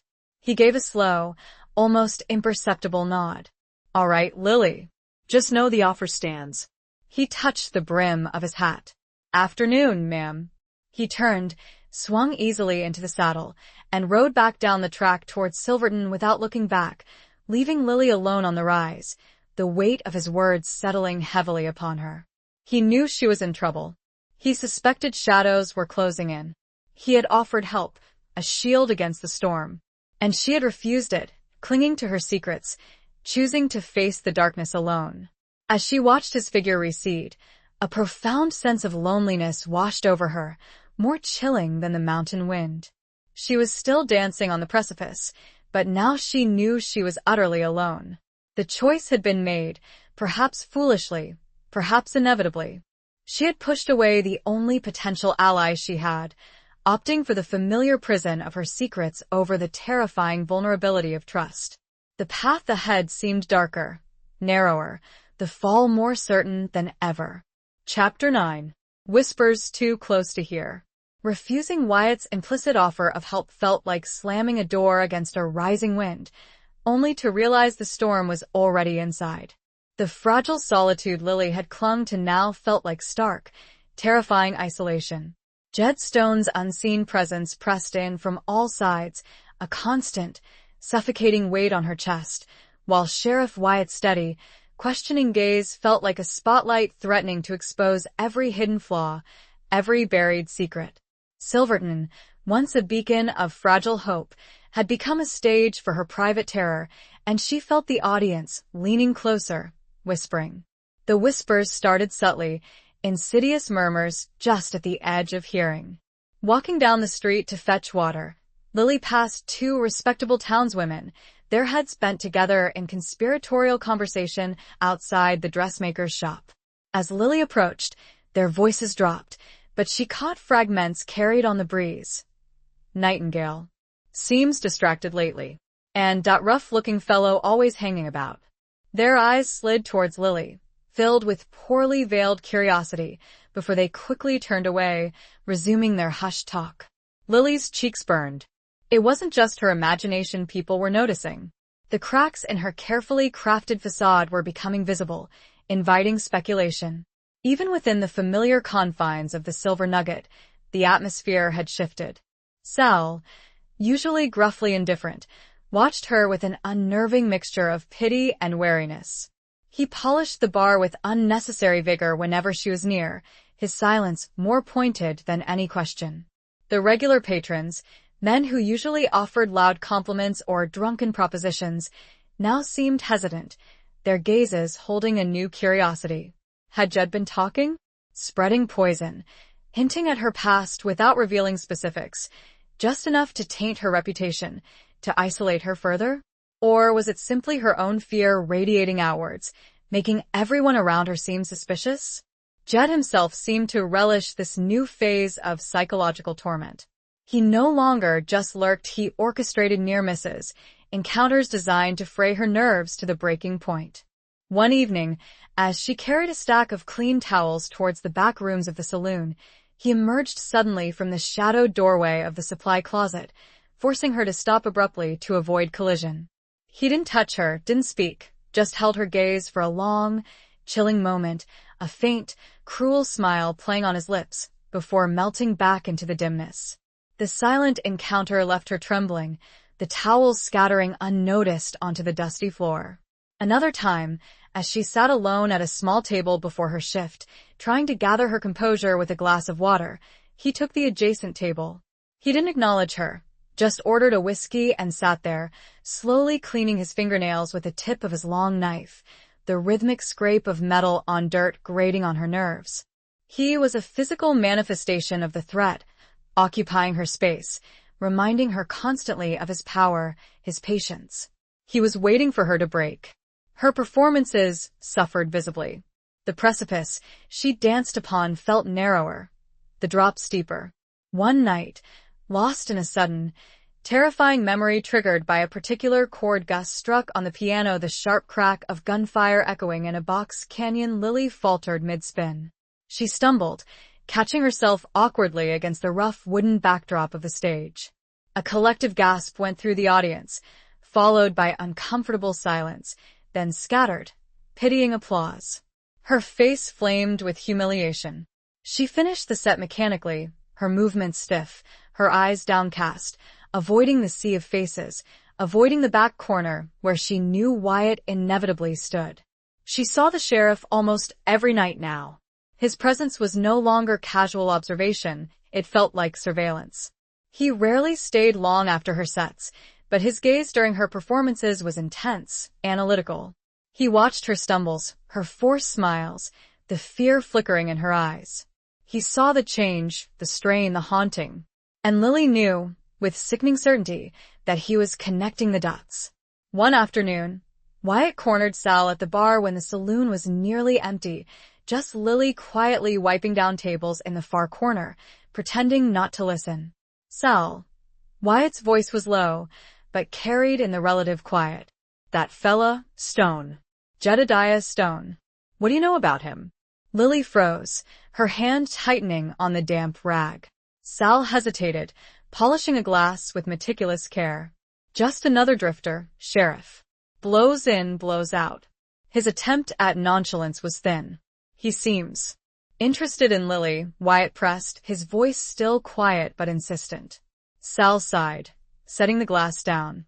He lowered his voice further, but Lily strained to hear. He ain't friendly, Sheriff. Watches her like a hawk waitin' on a rabbit. Gives me a bad feelin'. He paused. She seems scared of him. More'n usual scared. Has he threatened her? Wyatt's question was sharp. Not that I seen, Sal admitted gruffly. But there's ways of threatenin' without making noise. You know that. I do, Wyatt acknowledged, his voice grim. He was silent for a moment, clearly processing Sal's words. Lily could feel his gaze sweep towards her, though she kept her back turned, scrubbing furiously at an imaginary spot on the table. Anything else? Anything about where he came from? Who he might be tied to? Nothing, Sal said. Keeps to himself. Bakesh. Drinks steady. He leaned slightly over the bar. Look, Sheriff, Lily. She keeps to herself too. Got walls built high. Whatever trouble this stone fella represents, she ain't likely to ask for help climbin' over Wyatt's silence was heavy with frustration. Lily risked a glance over her shoulder. He was looking directly at her, his expression unreadable but intense. He knew Sal was right. He knew she was shutting him out, even as the danger escalated. After a moment, he gave Sal a curt nod and left the saloon, the swinging doors sighing shut behind him. Lily sagged against the table, relief mixing with a fresh wave of dread. Wyatt was actively investigating Jed. He was talking to people, asking questions. How long before he uncovered something concrete? How long before Jed decided to preempt him, to use the truth as a weapon? The breaking point came 2 nights later. Jed had been particularly menacing, his presence a constant shadow just beyond the lamplight. Lily felt stretched thin, her nerves screaming, her performance brittle and barely controlled. As she finished her last, draining set, she bypassed the alcove entirely, needing desperately to escape into the cool night air. She slipped out the back door into the familiar alley, pulling her shawl around her shoulders, gulping in breaths that did little to calm her racing heart. She took only 2 steps before a hand clamped down hard on her arm, spinning her around. Jed. His face was inches from hers, his eyes glittering with malice in the dim light filtering from the saloon window. His breath smelled foul, a mixture of cheap whiskey and stale tobacco. Gettin' tired of waitin', Liza, he snarled, his grip tightening painfully on her arm. Cutler's patience ain't infinite. Neither is mine. Let go of me, Jed, Lily hissed, trying to twist away, but his grip was like iron. Panic clawed at her throat. Where's the money? He demanded, shaking her slightly. Or maybe you need persuasion? Maybe a little chat with your sheriff friend is in order? I don't have it all, she choked out, the lie tasting like ash. Fear made her mind race frantically. I need more time. Jed laughed, a harsh, ugly sound. Time's up. He leaned closer, his voice dropping to a menacing whisper. Tomorrow night, after your last dance, you bring me what you got. Everything. Meet me behind the livery. If you ain't there, or if you try something stupid, well, let's just say the whole town's gonna know about the Nightingale's bloody cage. His words struck her like stones, stealing her breath. An ultimatum. A deadline. No more games, no more waiting. Tomorrow night. Suddenly, the back door of the saloon creaked open farther down the alley. Light spilled out, silhouetting a tall figure. Wyatt. Jed released her arm abruptly, shoving her back against the rough wooden wall. He spun around, melting instantly into the deeper shadows at the alley's end, disappearing as quickly and silently as he had appeared. Lily stood trembling, rubbing her bruised arm, her heart pounding against her ribs, so hard it felt like it might break free.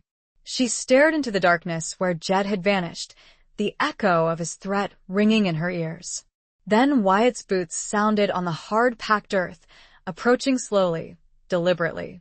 He stopped a few feet away, his figure partially obscured by the dim light, but she could feel the weight of his gaze, sharp and questioning.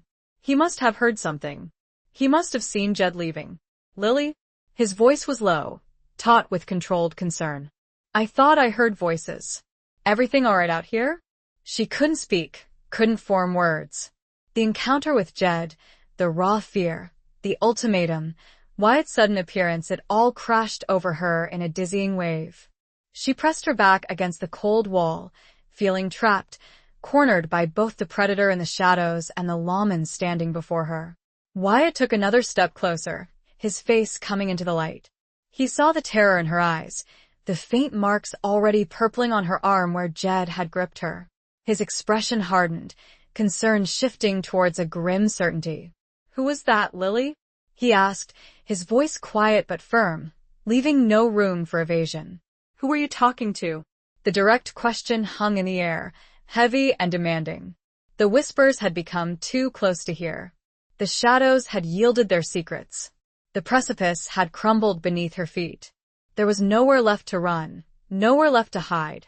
She looked into Wyatt Earp's steady, demanding eyes, and knew the time for lies and evasions was finally over. Chapter 10. Poison in the Silver Dust. The alley seemed to shrink, the rough wooden walls pressing in, the air thick with the smell of stale beer, dust, and Lily's own suffocating fear. Wyatt stood before her, a solid silhouette against the faint light spilling from the Nugget's back door, his question hanging between them, sharp and unavoidable as a drawn blade. "Who was that, Lily? Who were you talking to?" Her mind scrambled, a frantic bird beating against the bars of a cage. Lie. Deny it.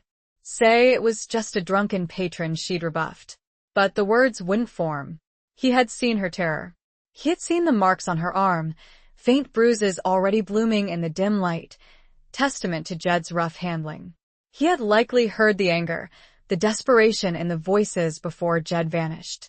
Another lie now would be worse than useless. It would be an insult to the intelligence she saw in his steady gaze, a final severing of any fragile thread of potential trust.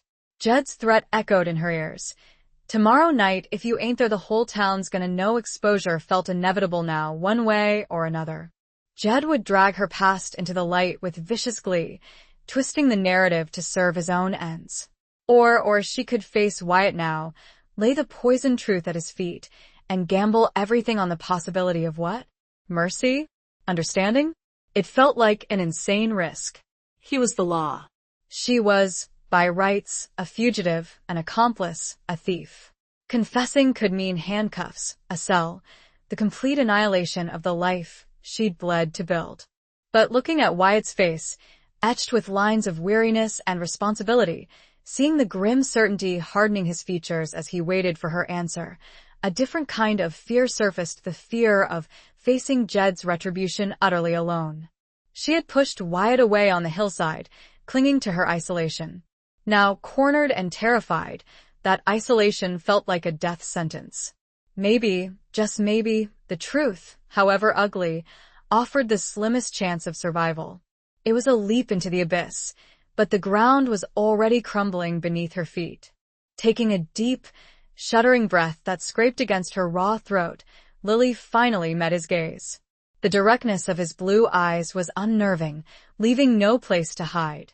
The words came out ragged, barely audible at first, ripped from a place of deep shame and terror. "His name is Jedediah Stone." She saw a flicker of recognition in Wyatt's eyes. He'd already been asking about him. He knew me. Before. Wyatt remained still, his expression taut, waiting. He didn't prompt, didn't react, just let the silence draw the rest of the confession from her. "My name," she forced the word out, the sound alien on her tongue after so long, "isn't Lily. It's Liza. Liza Cobb." The admission felt like stripping off her skin, leaving her raw and exposed under his scrutiny. "I rode with Cutler's gang." She watched his face, searching for the expected shock, the revulsion, the immediate judgment. Instead, his expression tightened almost imperceptibly, his eyes narrowing slightly as pieces clicked into place. The fear he'd seen in her, the lurking stranger, her fierce secrecy, it all began to form a grim, coherent picture. Cutler. Wyatt repeated the name, his voice low and flat. He knew the name. Cutler's reputation was a dark stain across several territories: robbery, violence, leaving a trail of bodies and ruined lives. Associating herself with Cutler was confessing to swimming in the deepest, filthiest waters of the outlaw world. Lily pressed on, the words tumbling out now in a torrent of fear and desperation, wanting it all out, the entire festering wound exposed. There was a robbery. A stagecoach. It went bad. People were killed. Her voice trembled, thick with the horror of the memory she couldn't escape. Cutler blamed me, others. Things fell apart. I ran. I took a share of the money from that last job. Money Jed claims Cutler wants back. Money he says he was sent to collect. She gestured vaguely towards her bruised arm. He found me. He's been watching. Threatening to expose me if I don't pay him. The final piece, the most immediate threat, came out in a rush. Tonight, he said I have until tomorrow night. After my last dance. I'm to meet him behind the livery with the money. All of it. Or he tells everyone, tells you who I really am. The confession hung in the alley's charged air, stark and ugly. Lily finally fell silent, trembling, her gaze fixed on Wyatt's face, bracing for the inevitable condemnation. She had laid her entire past, her crimes, her fears, bare before the lawman whose steady gaze had unnerved her from the start. She felt stripped bare, vulnerable, waiting for the hammer to fall. Wyatt didn't move for a long moment. The sounds of the saloon muffled laughter. The distant plink of the piano seemed a world away. His eyes, when they finally met hers again, held a complex mixture of emotions Lily couldn't entirely decipher. There was comprehension, certainly. Grim recognition of the danger she was in. Perhaps a flicker of disappointment, the confirmation of his suspicions about her hidden depths. But underlying it all was a cold, hard resolve, the focused intensity of a lawman facing a clear and present threat. He wasn't looking at her with contempt, not yet, but rather with the objective calculation of a man assessing a dangerous situation. Cutler's crew, he said softly, more to himself than to her, testing the weight of it. Jed Stone. He looked back at her arm, then met her eyes again. The money you took, how much? The practical question surprised her. Enough, she whispered. Enough to get away, to start over. Maybe $500. A significant sum. Enough to motivate men like Jed and Cutler. Wyatt nodded slowly, his mind clearly working, processing the angles. Jed Stone wasn't just a threat to Lily, a known associate of Cutler's gang operating freely in Silverton, was a threat to the entire town. His presence was poison seeping into the silver dust, capable of erupting into violence at any moment. And Lily, whether victim or accomplice or something in between, was now inextricably tied to that threat. His duty was clear. By rights, he should probably detain her.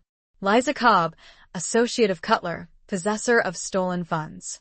But he also saw the genuine terror in her eyes, the marks on her arm, the desperation that had driven her to confess. She was caught in a deadly trap, one set long before she ever arrived in Silverton. And Jed Stone was holding the spring. He took a step closer, his voice dropping, low and urgent. All right, Liza. The use of her real name, spoken without judgment, just acceptance of the fact, sent a strange shiver down her spine. Here's what needs to happen. You will not meet Jed Stone tomorrow night. You will not give him any money. Understand? Lily stared at him, confused. But he'll let him. Wyatt interrupted, his tone firm. His word against yours? Maybe. But a known Cutler gunman threatening a woman in my town? That's something I can deal with directly. He paused, his gaze hard. He made a mistake tonight, putting his hands on you where I could see. He showed his cards. He looked around the dark alley, then back at her. Go back to your room. Lock the door. Don't open it for anyone but me. Stay put until you hear from me. I need to think, make some arrangements. Lily felt a dizzying mix of relief and apprehension. He wasn't arresting her. Not yet, anyway. He was protecting her? Or perhaps using her as bait. The situation was still perilous, the outcome uncertain. But for the first time since Judd arrived, she wasn't entirely alone in the darkness. She had laid the poison at his feet, and instead of recoiling, he was preparing to draw his own weapon against it. "Sheriff Wyatt," she began, unsure what to say, gratitude warring with fear. "Just do as I say, Liza." He cut her off, his voice softening slightly but losing none of its authority. "Go. Now." She nodded numbly, pulling her shawl tighter. She turned and hurried out of the alley, her legs unsteady beneath her. She didn't look back, but she could feel Wyatt's presence behind her, a solid, watchful guardian in the shadows. The confession had been agonizing. The future remained terrifyingly uncertain, but a small, fragile flicker of hope ignited within her. She had risked the truth, and the law, embodied by the quiet, steady sheriff, hadn't immediately crushed her. Instead, he had drawn a line in the dust against the darkness that pursued her. The poison was out in the open now, and the confrontation, it seemed, was finally about to begin. Chapter 11. Where Truth Meets the Trigger. Lily didn't remember the walk back to her room above the laundry. Her mind was a maelstrom of relief, terror, and disbelief. Wyatt knew. He knew everything: Liza Cobb, Cutler's gang, the stolen money, Jed Stone's threats. And he hadn't arrested her. He had told her to hide, to wait, that he would handle it. It felt unreal, like a scene from a fever dream. The solid weight of the law, which she had feared for so long, had unexpectedly shifted, positioning itself not against her, but as a potential shield. She reached her room, her hands shaking so badly she could barely fit the key into the lock. Inside, she slid the bolt firmly into place, the metallic click echoing loudly in the sudden silence. The small space, which had felt like a contaminated prison just hours before, now seemed like a fragile sanctuary, albeit one under siege. She sank onto the edge of her narrow bed, the patchwork quilt cool beneath her trembling fingers, and tried to process the whirlwind of the last hour. What did Wyatt intend to do? Deal with it directly, he'd said. That phrase, spoken in his quiet, firm tone, carried chilling implications. Was he planning to confront Jed? Arrest him? Or did dealing with it mean something more final, something resolved in a sudden flash of gunfire in a dusty street? The thought sent a fresh wave of fear through her. She had unleashed this, confessed her past, and now Wyatt was stepping into the line of fire because of her. If something happened to him, the responsibility would be hers. Sleep was impossible. She paced the small room, adrenaline coursing through her veins, every creak of the floorboards, every distant shout from the town, making her jump. She peered through a crack in the curtains at the street below, bathed in the cold, indifferent light of the moon. Was Jed out there somewhere, watching her window, unaware that his timeline had just been drastically altered? Was Wyatt moving through the shadows, gathering information, planning his move? Hours crawled by. The moon tracked its silent path across the sky. The sounds of Silverton gradually faded, leaving only the deep quiet of the high mountain night.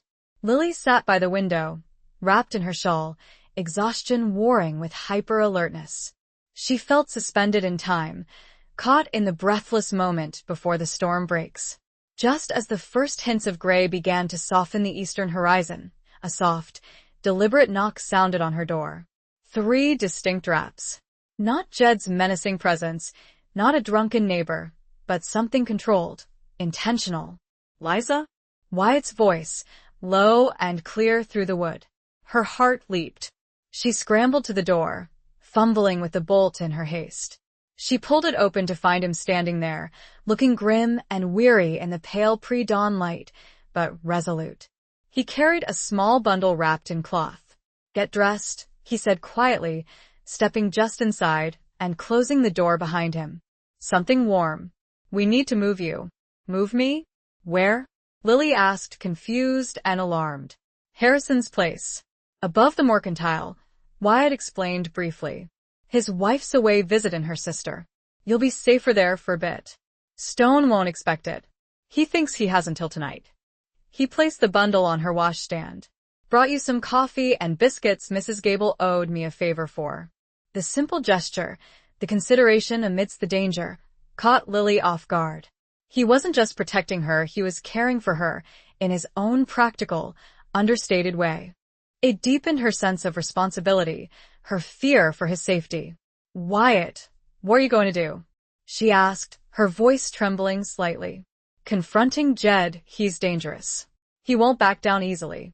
Wyatt met her gaze, his eyes steady, holding no illusions about the man he was facing. "Stone is a known associate of an outlaw gang, wanted in connection with violent crimes," he stated, the official tone returning. "He's been seen making threats against a resident of this town. That gives me grounds." He paused, his expression hardening. "He forced my hand last night.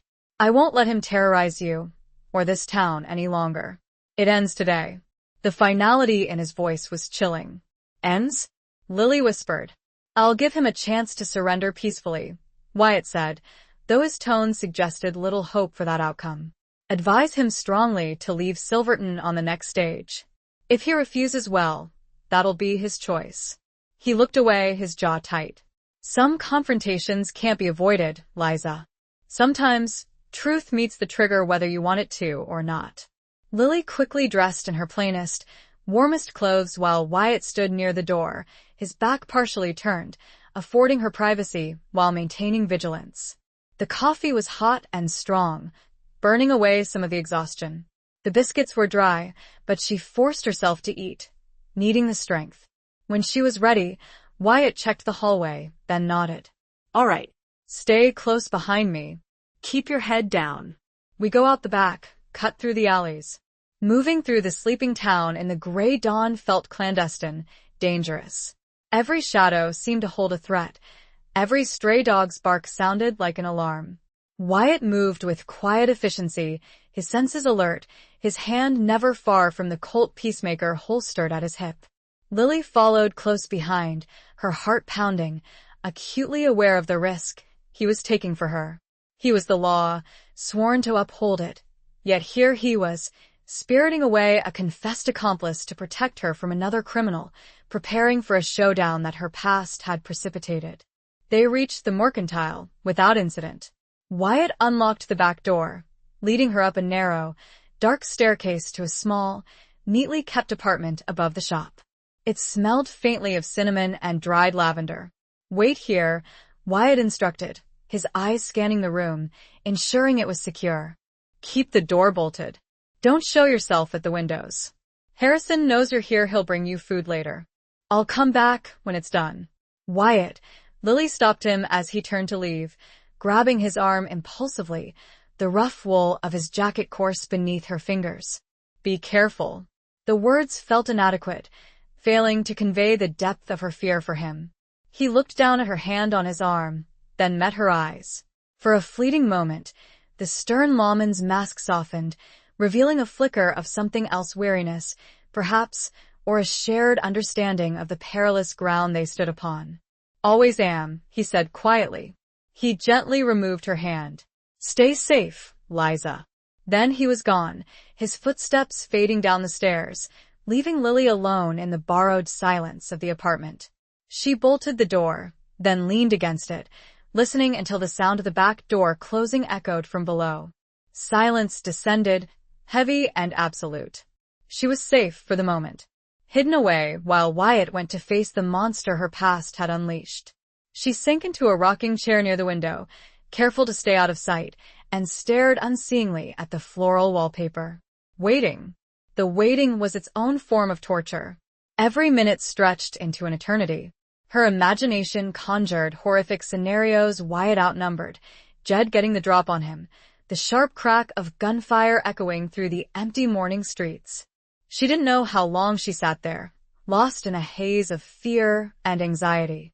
The town outside began to wake up, the rumble of wagons, distant shouts, the clang of the blacksmith's hammer. Normal sounds that felt hideously out of sync with the potentially lethal drama unfolding somewhere nearby. Then, a sound cut through the morning air, sharp and distinct, making her jump. A single gunshot. Lily froze, her blood running cold. One shot. What did it mean? Who had fired? Who had fallen? Silence returned, deeper, more ominous than before. She strained her ears, listening desperately for more shots, for shouting, for anything. Nothing. Just the ordinary sounds of Silverton resuming, oblivious. Terror seized her. Was Wyatt? Had Jed? She couldn't bear the uncertainty. She crept towards the window, peering cautiously through a gap in the lace curtains down onto the street below.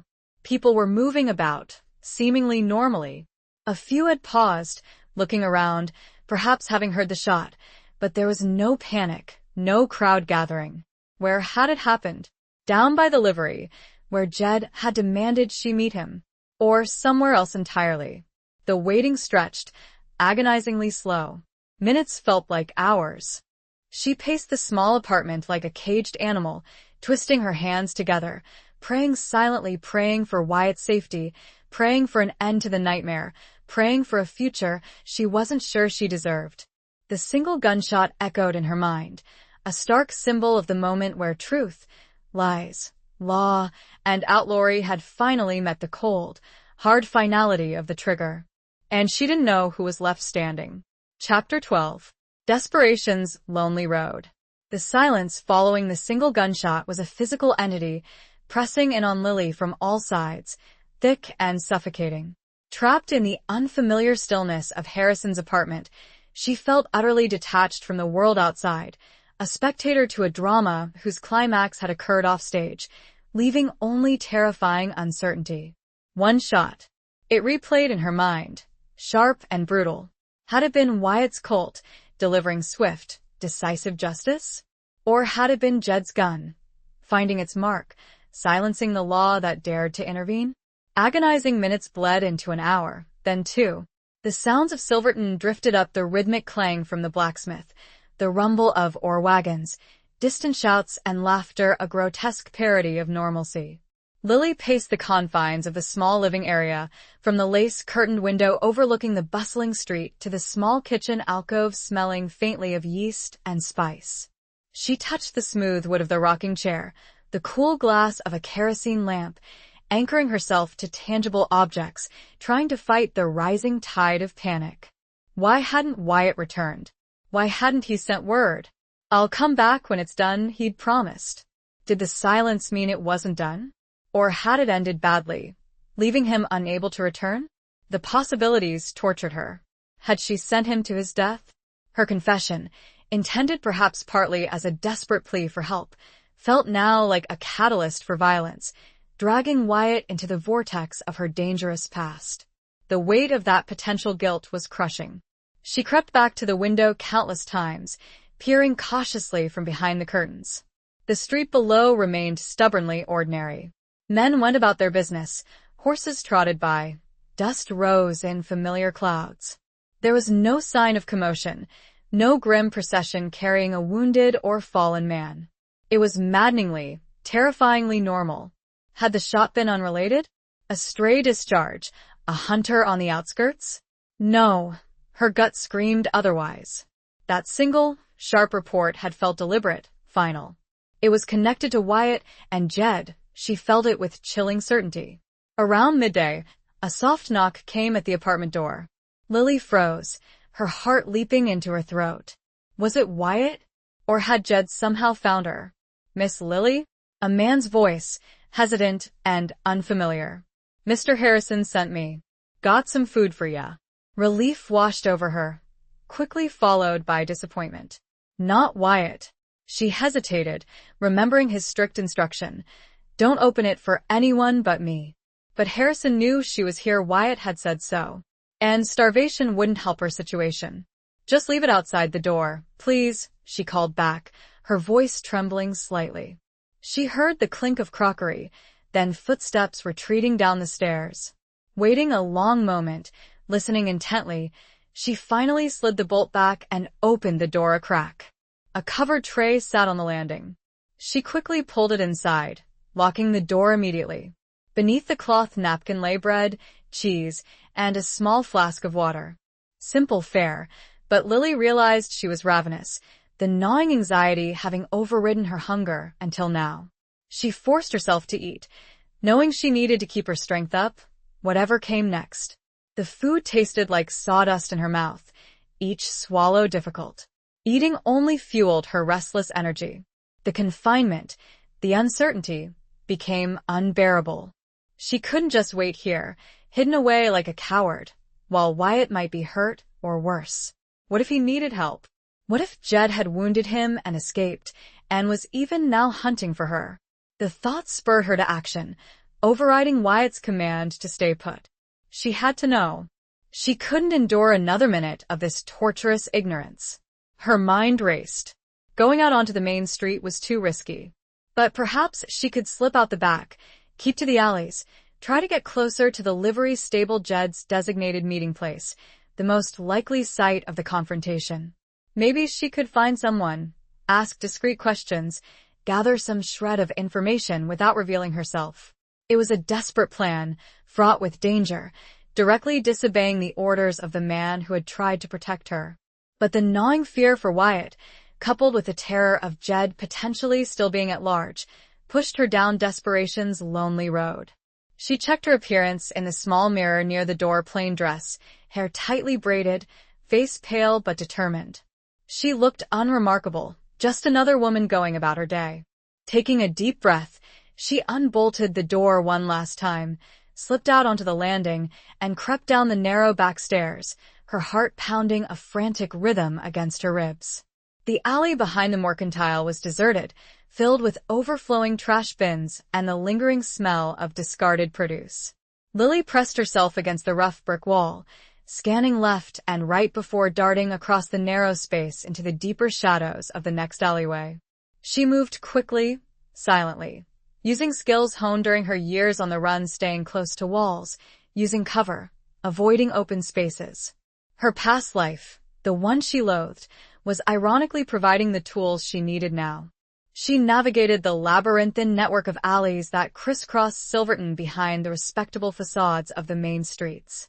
The air here was thick with the town's refuse, the sounds muffled, the atmosphere furtive. She saw few people, a stray dog rooting through garbage, two figures huddled in a doorway sharing a bottle, quickly averting their eyes as she passed. As she drew closer to the area behind the livery stable, her tension mounted. This felt like the epicenter, the place where the confrontation must have occurred. She slowed her pace, listening intently. Still nothing beyond the ordinary sounds of the livery, the occasional whinny of a horse, the clang of a dropped tool, the murmur of voices from inside the main building. She found a vantage point hidden behind a stack of empty barrels, offering a partial view of the open area behind the stable buildings. It was mostly deserted. Hay bales were stacked neatly, a few wagons stood idle, flies buzzed lazily in the afternoon sun. There were no obvious signs of struggle, no alarming stains in the dust. Then she saw him. Sal, the bartender from the Nugget, stood talking quietly with the livery owner, a lanky man named Peters. Their expressions were grim, their voices low and serious. They kept glancing around, particularly towards the back corner of the stable yard, near a large water trough. Lily strained to hear, her breath held tight. "Came out here round sunrise, Sheriff did," Peters was saying, wiping his hands on a greasy rag. "A skin, 'bout that stone fella. Said he needed a word." "And?" Sal prompted, his bushy eyebrows drawn together. Peters shook his head, spitting into the dust. "Stone was here all right. Water in his horse." Sheriff walked right up to him. "Calm as you please. Told him he weren't welcome in Silverton no more. Advised him to pack up and git." Lily's heart pounded. This was it. Stone. He didn't take kindly to that? Sal asked, his voice low. "Kindly?" Peters gave a short, harsh laugh. "He went for his guns, Sal. Fast. Too damn fast for talkin'." Lily squeezed her eyes shut, bracing herself. "But the sheriff," Peters continued, his voice holding a note of awe. "He was faster. Like lightnin'. One shot. Clean." He gestured vaguely towards the back corner, near the trough. "Stone went down right there. Didn't even twitch." Relief washed over Lily, so potent it made her dizzy. Wyatt was alive. He had faced Jed, and he had won. Jed Stone was dead. The immediate threat, the ghost from her past, was gone, silenced forever by a single bullet. But the relief was quickly followed by a cold dread. Jed was dead. Killed by Wyatt. Because of her. Sheriff handle it all proper, Peters went on. Got Doc Simmons to declare him, had me help load the body onto a wagon. Said he'd handle the arrangements. Said Stone had it comin', bein' Cutler trash. Peters lowered his voice. But Sal. The sheriff. He looked hard. Like something inside him broke when he pulled that trigger, even knowing it had to be done. Sal nodded slowly, his expression grim. Killin' a man, even a bad one. It leaves a mark, Peters. Leaves a mark right on the soul. He glanced around again, then looked back at Peters. Best we keep this quiet. Sheriff handled it. Let the dust settle. Peters nodded agreement, and the two men moved off towards the main stable building, their conversation fading. Lily sagged back against the barrels, her legs weak. Jed was gone. The nightmare was over. But the cost Wyatt had been forced to kill, forced to take a life, because of her secrets, because of the danger she had brought to his town. Sal's words echoed in her mind. Leaves a mark right on the soul. She had wanted protection, had desperately confessed her sins, hoping for a shield. Instead, she had handed Wyatt a sword and forced him to use it. The relief of her own survival felt tainted, poisoned by the knowledge of what it had cost him. She had walked desperation's lonely road, seeking help, and in finding it, she had burdened her protector with the weight of spilled blood. The silence from Wyatt now felt different, not ominous, perhaps, but heavy. The silence of a man grappling with the aftermath, with the mark left on his soul. And she knew, with a sickening certainty, that their relationship, whatever fragile potential it might have held, had been irrevocably altered by the gunshot that had saved her life, but potentially damned them both. Chapter 13. The hunter follows the tracks miles away, in the high, desolate country north of Silverton. A lone rider picked his way through a landscape of shattered rock and stunted pine.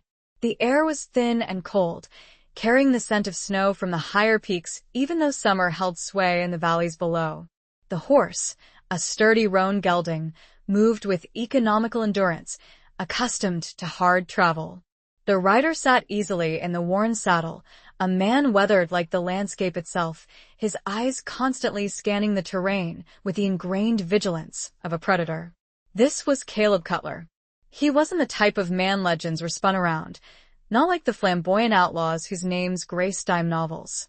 Cutler was methodical, patient, and utterly ruthless. He didn't crave notoriety, he craved control, wealth, and the grim satisfaction of debts paid in full, usually in blood. His face, hidden beneath the wide brim of a dusty hat, was unremarkable, easily forgotten, which suited his purposes. But his eyes, pale gray and cold as river stones, missed nothing.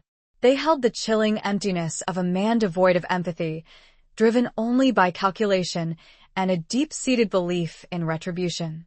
He wasn't supposed to be here. He should have been miles south, planning their next venture, letting his subordinates handle the messy business of reclaiming what was his. But Jed Stone, his blunt instrument, had been gone too long. Sent to Silverton weeks ago to track down Liza Cobb, the girl who'd had the audacity to not only desert but to steal from him, Jed should have reported back by now. Either with the girl or the money. Jed was brutal, effective in his own crude way, but prone to drink and distraction. Cutler's patience, never abundant, had worn thin. So, Cutler had ridden north himself, leaving his main crew camped in a hidden canyon, telling them he was scouting. In truth, he was hunting. Hunting for answers. Hunting for his missing man. Hunting, ultimately, for Liza. The money she took was secondary, now it was the principle, the betrayal, that festered. No one walked away from Caleb Cutler. No one stole from him and lived to prosper. It was bad for business, bad for the fear-based loyalty he cultivated. Liza had to be made an example of. He had picked up Jed's trail easily enough outside Silverton, faint tracks leading into the sprawling chaos of the boomtown. Finding Jed within the town would be trickier. Cutler preferred open country, where tracks told clear stories, where ambushes were easier to set, where the law was a distant rumor. Towns like Silverton, teeming with strangers, riddled with alleys and saloons, complicated things. They required a different approach, listening, watching, gathering whispers. He rode into Silverton not as an outlaw boss, but as just another dusty prospector looking for supplies or perhaps a game of cards. He stabled his horse at the livery, exchanging noncommittal greetings with the lanky owner, Peters, whose eyes seemed a little too knowing, a little too quick to glance away. Cutler filed the observation away. He took a cheap room at the grimiest boarding house he could find, paid in cash, offered no name. Anonymity was his shield. For 2 days, Cutler drifted through Silverton like smoke.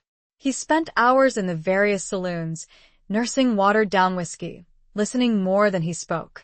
He played a few hands of poker, deliberately losing small amounts, making himself seem harmless, unremarkable. But all the while, his cold eyes were scanning faces, his ears straining to catch relevant whispers amidst the boisterous noise. He looked for Jed's familiar, brutish figure, listened for his grating voice, but found nothing. Jed seemed to have vanished. He heard talk of the new sheriff, Wyatt Earp. Quiet man, they said. Fast with a gun. Didn't tolerate trouble. Cutler absorbed the information dispassionately. Lawmen were obstacles, variables to be factored into his calculations. Some were corruptible, some incompetent, some dangerous. This sounded like the latter. Another complication. His attention inevitably turned towards the Silver Nugget Saloon. Jed, easily swayed by liquor and female flesh, would likely gravitate towards such a place. And Cutler had heard whispers, fragmented mentions over cards and whiskey, of the Nugget's main attraction, a dancer. They called her the Nightingale. Beautiful, graceful, but with something haunted in her eyes. Lily, they called her. Cutler felt a cold prickle of interest. Lily. Liza? Could it be? The description, the timeline, the location, it fit. Liza had always been prettier than she had any right to be, with those startling gray eyes that seemed to see too much. And she could move, quick and quiet when she needed to be. Could she have reinvented herself as a saloon dancer? It was audacious, foolishly public, yet perhaps clever in its own way. Hiding in plain sight. That evening, Cutler positioned himself in the darkest corner of the Silver Nugget, nursing a beer, watching the small stage. When Lily emerged, bathed in the yellow lamplight, wearing a dress the color of spilled wine, Cutler knew. It was her. Older, yes. More polished, carrying herself with a studied grace Liza never possessed. But the eyes were the same clear gray, shadowed, holding secrets. The way she moved, even in the stylized dance, held echoes of the girl who could ride like the wind and handle a shotgun almost as well as any man in his crew. The haunted look he'd heard about? That was fear. Liza Cobb, hiding beneath satin and lamplight, terrified of discovery. He watched her entire performance, his face impassive, betraying none of the cold satisfaction unfurling within him. So, this was where she'd run. This was the new life she'd stolen his money to build. Pathetic, fragile, easily shattered. But where was Jed? If Liza was here, Jed should have found her. Why hadn't he reported? Had Liza somehow dealt with Jed herself? Unlikely. She had nerve, but Jed was pure muscle and malice. Had the new sheriff intervened? That seemed more plausible. Earp, the quiet man who didn't tolerate trouble. Had Jed pushed too hard, gotten himself arrested? Or worse? Cutler lingered after Lily's final set, watching her flee the stage, noting the tremor in her hands, the panic in her eyes as she scanned the room. He saw the sheriff, Earp, standing near the bar, watching Lily's retreating figure with a look of grim concern. Cutler felt the pieces clicking into place. The sheriff was involved. He was protecting her. And Jed was likely out of the picture, permanently. Taken down by the fast-drawing lawman. A slow, cold smile touched Cutler's lips, unseen in the shadows. This changed things. It elevated the stakes. It wasn't just about retrieving his money or punishing a disloyal underling anymore. It was about the girl, Liza, and the lawman who had dared to interfere. Sheriff Up had inserted himself into Cutler's business, disrupted his plans, cost him an operative.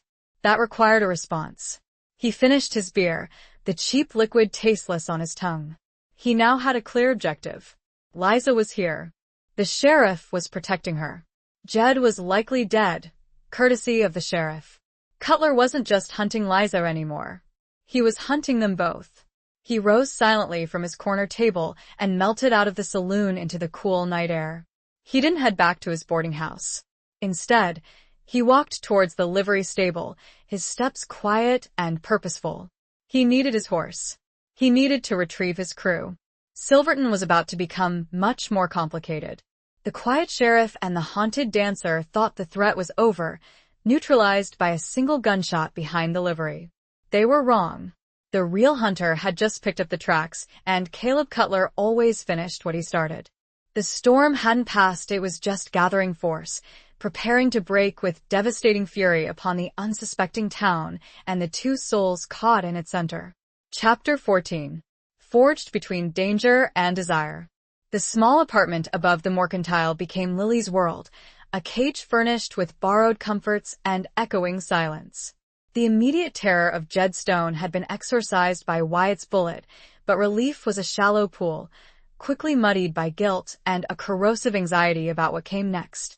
She existed in a strange limbo, hidden away, indebted to the man who now knew her deepest secrets, the man who had taken a life to protect hers. She replayed the scene Peters had described behind the livery, Wyatt facing Jed, the demand, the deadly speed, the single shot. Like lightning, one shot. Clean. It painted Wyatt as impossibly fast, decisive, the epitome of the frontier lawman. But then came Sal's somber words. Killin' a man leaves a mark right on the soul. That was the image that haunted Lily. Wyatt, the quiet, steady sheriff, now carrying the weight of Jed's death. A weight placed upon him, indirectly but undeniably, by her. She spent the long hours staring out from behind the lace curtains, watching the life of Silverton unfold below, feeling utterly separate from it. She saw children chasing hoops, minors arguing outside a saloon, women haggling over vegetables. Ordinary life, proceeding oblivious to the life and death drama that had played out in its shadows. Would she ever rejoin that ordinary world? Or was she forever marked, destined to live on the fringes, looking in? Late that afternoon, as the sun began its slow descent, casting long shadows across the dusty street, the now familiar 3 knocks sounded on the door. Her breath caught. Wyatt. She fumbled with the bolt, her hands clammy, her heart thudding a heavy rhythm against her ribs. She pulled the door open, revealing him standing on the narrow landing. He looked impossibly weary. The lines around his eyes seemed deeper, his shoulders slumped almost imperceptibly beneath the sturdy vest and the ever-present badge. He held a small parcel, similar to the one from before. Liza, he greeted her, his voice low, rougher than usual. Wyatt, she replied, stepping back to let him enter. The small space seemed instantly filled by his presence, charged with unspoken tension. He closed the door behind him, the click of the latch sounding unnaturally loud. They stood awkwardly for a moment, the silence stretching, thick with the events of the morning. He hadn't come sooner, and she understood why. Dealing with the body, the official necessities, the internal reckoning, it all took time. It's done, he said finally, confirming what she already knew. Jed Stone won't be troubling you, or anyone else in Silverton again. His gaze flickered away, avoiding hers, settling on some indistinct point across the room. Lily swallowed, the words catching in her throat. Thank you, she whispered, the phrase feeling pitifully inadequate. Wyatt, I'm sorry. That you had to. He cut her off, not harshly, but firmly, stepping past her to place the parcel on the small table. He drew first, Liza. Made his choice. He turned back, finally meeting her eyes.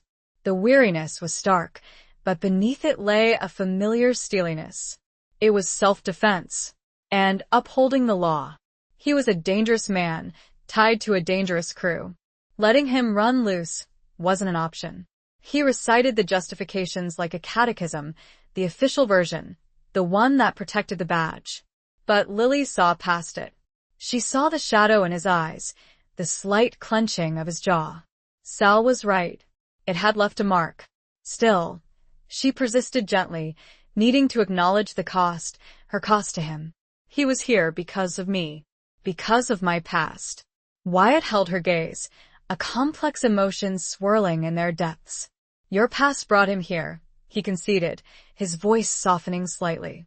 But his actions were his own. The choices he made this morning were his own. He ran a hand over his face, a gesture of profound fatigue.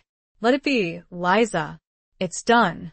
He opened the parcel, revealing bread, dried meat, and an apple. Harrison said you barely touched the food he sent earlier. You need to eat. His quiet concern, even now, after everything, tightened her chest. He busied himself for a moment, checking the water pitcher, ensuring the lamp had oil, small, practical tasks that seemed to ground him. Lily watched him, seeing not just the stern lawman, but the man beneath, solitary, burdened, perhaps lonelier than she had ever realized. What happens now? She asked hesitantly, dreading the answer. To me? Wyatt leaned against the doorframe, crossing his arms, considering her. For now, you stay here. It's the safest place. Let the talk about Stone die down. And then? She pressed, needing to know the shape of her future, however bleak. The money, Wyatt? My history? You're the sheriff.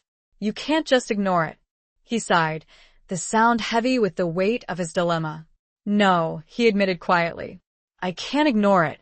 He looked directly at her, his expression unreadable. The money, technically, it's stolen property. Should be returned if possible. Your association with Cutler complicates things considerably. Lily's fragile hope faltered. Arrest? Prison? Or simply being forced to run again, forever looking over her shoulder? But Wyatt continued, his voice dropping lower, drawing her attention completely. Jed Stone is dead. The only immediate witness connecting Liza Cobb to Lily the Nightingale, the only one actively threatening you, is gone. As far as Silverton knows, Lily is just a saloon dancer who unfortunately attracted the wrong kind of attention, which the sheriff duly handled. He was offering her a way out. A dangerous, precarious path, built on omission and silence. He was bending the strict letter of the law, walking a fine line between his duty and something else. His protection felt intensely personal now, extending beyond mere professional obligation. You would do that? She whispered, stunned by the implication. Risk yourself? Lie for me? I wouldn't be lying, he countered, though his eyes acknowledged the moral tightrope they were walking. I dealt with a threat. That's the truth. He pushed away from the doorframe, taking a step closer. The small space crackled with sudden intimacy. He stopped just short of invading her personal space, but close enough that she could see the flecks of gold in his blue eyes, smell the faint scent of dust and leather clinging to him. What you choose to do now, Liza, that's up to you. Whether you stay Lily, try to build that life you wanted, or disappear again. His proximity was unnerving, stirring feelings she had ruthlessly suppressed. Gratitude warred with fear, awareness of his power tangled with a dawning, dangerous desire. He was her protector, her potential judge, the man who held her future in his hands, and the man who had killed for her. It was a volatile, intoxicating mix. I don't know if I can, she admitted, her voice barely audible. Stay Lily, I mean. Knowing what I know. Knowing what you know. Maybe knowing someone else knows makes the burden easier to carry, he suggested quietly, his gaze searching hers. Maybe secrets are heavier when carried alone. In that moment, the barrier between the lawman and the outlaw, between the protector and the protected, seemed to dissolve. They were just two people standing in a quiet room, marked by violence and secrets, bound by a shared moment of deadly confrontation. Lily felt an almost overwhelming urge to reach out, to touch his arm, to offer some impossible comfort for the burden he carried, the mark on his soul. But she didn't. The risk was too great, the situation too fragile. Instead, she just held his gaze, a silent acknowledgement passing between them of the danger, the cost, the complex, unnamed emotion forging itself in the crucible of their shared ordeal. Wyatt seemed to sense the shift, the intensity of the moment. He took a half step back, Re-establishing a semblance of distance, the lawman's mask settling back into place, though not quite as firmly as before. "Get some rest," he said, his voice regaining its usual steady tone. "Keep the door bolted. I'll check in tomorrow." He paused at the door, his hand on the knob. "Try not to worry too much, Liza. We'll figure it out. One step at a time." He opened the door and was gone, leaving Lily alone once more in the charged silence. The air still seemed to vibrate with his presence. Jed was dead, but the danger felt far from over. A different kind of danger, perhaps, one that tangled duty with desire, survival with sacrifice. Wyatt had offered her a fragile shield, a chance to remain Lily. But the cost was silence, complicity, and an inescapable connection to the man who knew the truth, the man whose soul now bore a mark made in her name. She sank back into the rocking chair, profoundly grateful, deeply afraid, and irrevocably bound to the quiet sheriff who walked the line between law and justice, danger and desire. Chapter 15. The Unburdening Hour. Days bled into a week. Lily remained cloistered in the apartment above the mercantile, a willing prisoner in her sanctuary. The initial shock and terror began to recede, replaced by a gnawing restlessness and the heavy weight of unspoken things.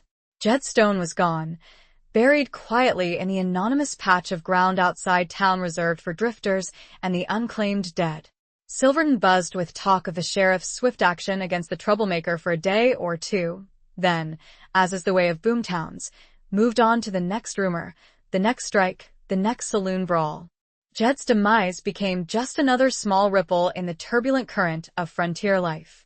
For Lily, however, the ripples continued to spread, disturbing the fragile peace she had found in Wyatt's protection. He kept his word, checking on her daily. Sometimes it was just a brief visit, a quiet inquiry about her well-being, a delivery of supplies arranged discreetly through Mr. Harrison, a reassurance that all remained quiet. Other times, he stayed longer, particularly in the evenings after his patrols were done.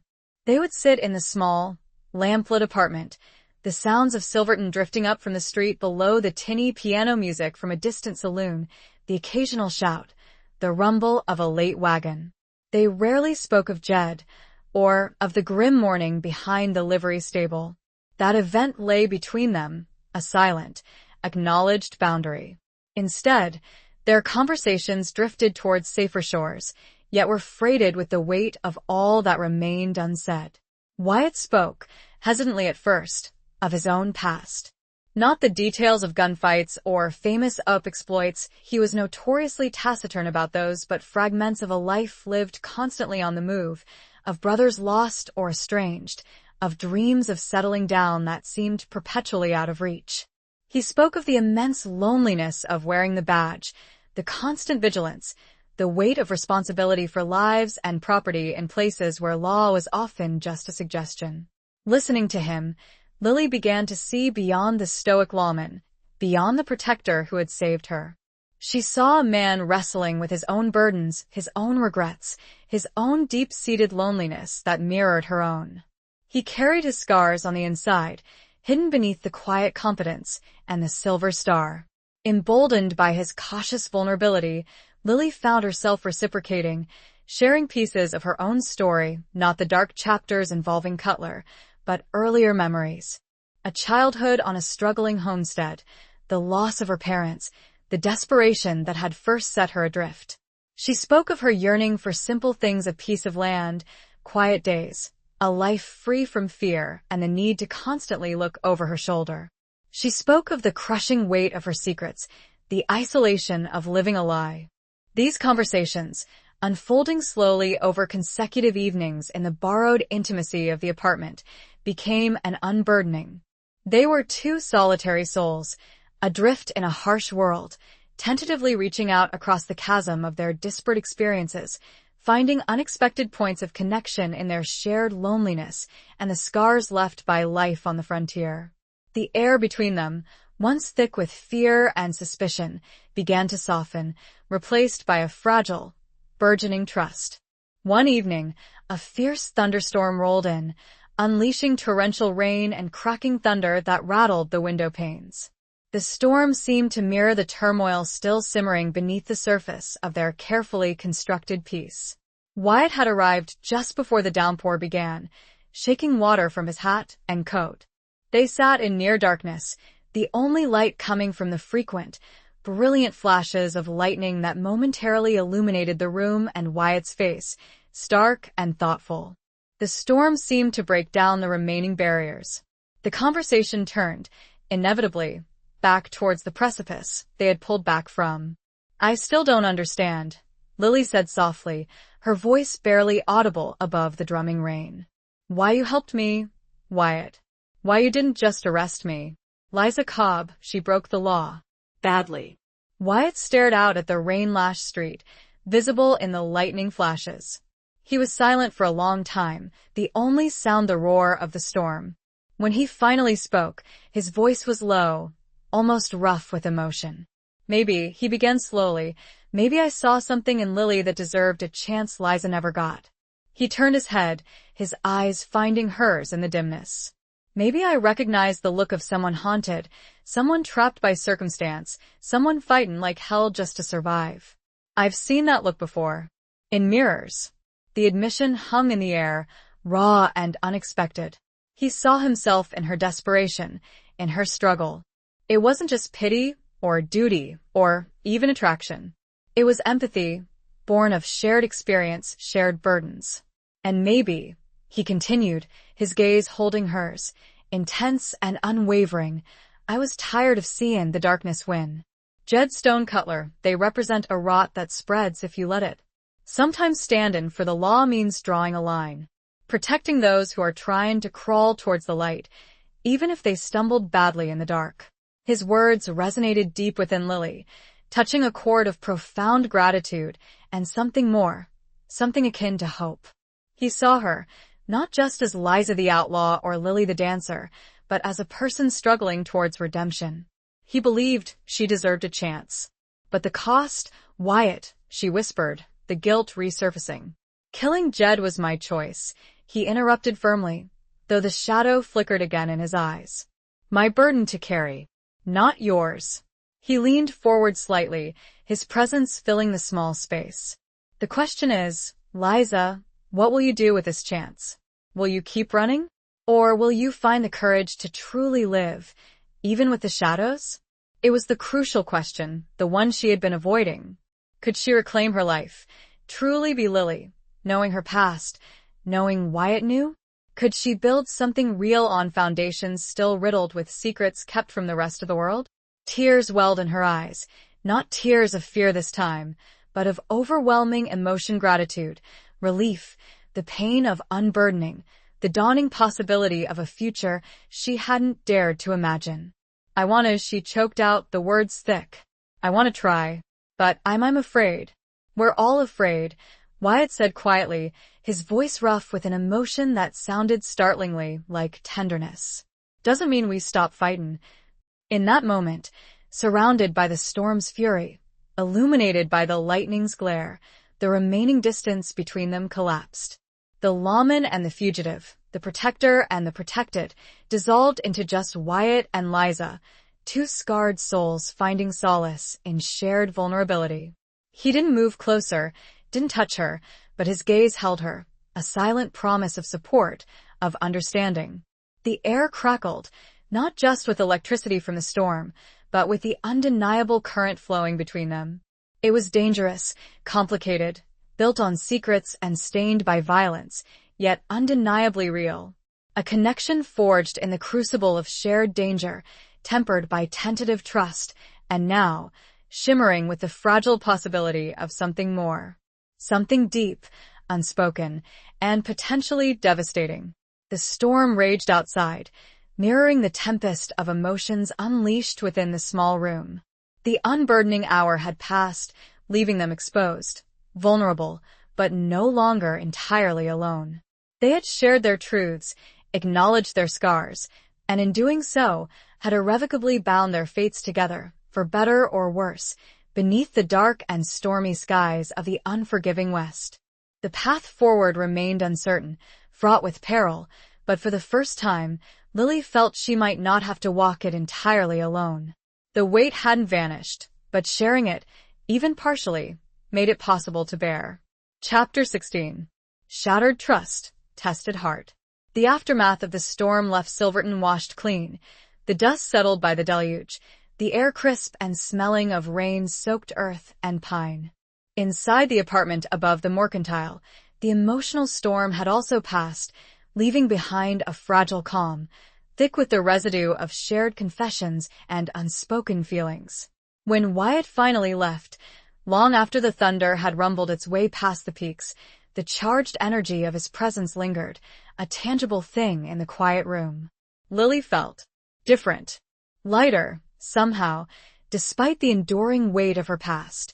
The act of speaking her real name, of confessing the ugly truths to Wyatt, had been terrifying, but his reaction, the quiet understanding, the shared burden, the fierce protectiveness that seemed to transcend mere duty, had cracked something open within her. Hope, fragile and tentative, began to unfurl like a pale shoot reaching for sunlight after a long winter. Maybe, just maybe, a different future was possible. Maybe Lily, the nightingale, wasn't just an illusion but a possibility she could grow into, nurtured by the unexpected shelter she'd found in the lawman's shadow. Over the next few days, a cautious routine developed. Wyatt continued his visits, bringing news of the town, supplies, and his quiet, steady presence. The intensity of the storm-filled night wasn't repeated, replaced by a gentler, more watchful intimacy. They talked easily now, the earlier awkwardness replaced by the familiarity of shared secrets. Lily found herself watching him, noticing the small things, the way his eyes crinkled slightly at the corners when something amused him, a rare occurrence, the unconscious way he'd rub the back of his neck when wrestling with a difficult thought, the inherent weariness that clung to him even in repose. Her gratitude deepened, blurring into something more complex, something that made her heart beat a little faster when she heard his familiar knock. It was Wyatt who eventually breached the subject of her return to the world. "Liza," he began one evening, swirling the last of his coffee in a chipped mug, "you can't stay hidden up here forever. People will start talking more, not less." Lily's fragile sense of security wavered. "You think it's safe?" "Safe as it's likely to get," he replied honestly. Stone is gone. The talk has died down. Folks saw him, Harrison knew they saw me step in. The story, as far as Silverton's concerned, is closed. He met her gaze. "Going back to the Nugget, being seen, it's the best way to reclaim your place. To be Lily again. Otherwise, you're just running, even while staying still." She knew he was right. Hiding felt safe, but it wasn't living. It was merely existing in a gilded cage built by Wyatt's protection. If she truly wanted the chance he'd offered, the chance to be Lily, she had to step back into the light, however frightening it felt. "All right," she agreed, her voice barely a whisper. "When?" "Tomorrow," Wyatt decided. "I'll have Sal expecting you. Just be careful. Keep your eyes open. And know that I'll be keeping mine open too." Returning to the Silver Nugget the next evening felt like stepping onto a stage far more terrifying than the small wooden platform where she danced. Dressed in a relatively modest gown of deep green velvet, her hair carefully pinned, Lily pushed through the swinging doors, her heart pounding a nervous rhythm against her ribs. The familiar wave of noise, smoke, and whiskey fumes washed over her, but this time, she felt hyper-aware of every glance, every murmur. Sal gave her a gruff nod from behind the bar, his expression unreadable but lacking its earlier suspicion. A few regulars offered hesitant greetings, their curiosity palpable but seemingly benign. Gus, the piano player, gave her a warm, gap-toothed smile. Lily forced herself to return the greetings, to move towards the back with a semblance of normalcy, though her legs felt unsteady. Her performance that night was shaky at first. The faces in the crowd seemed sharper, more judgmental.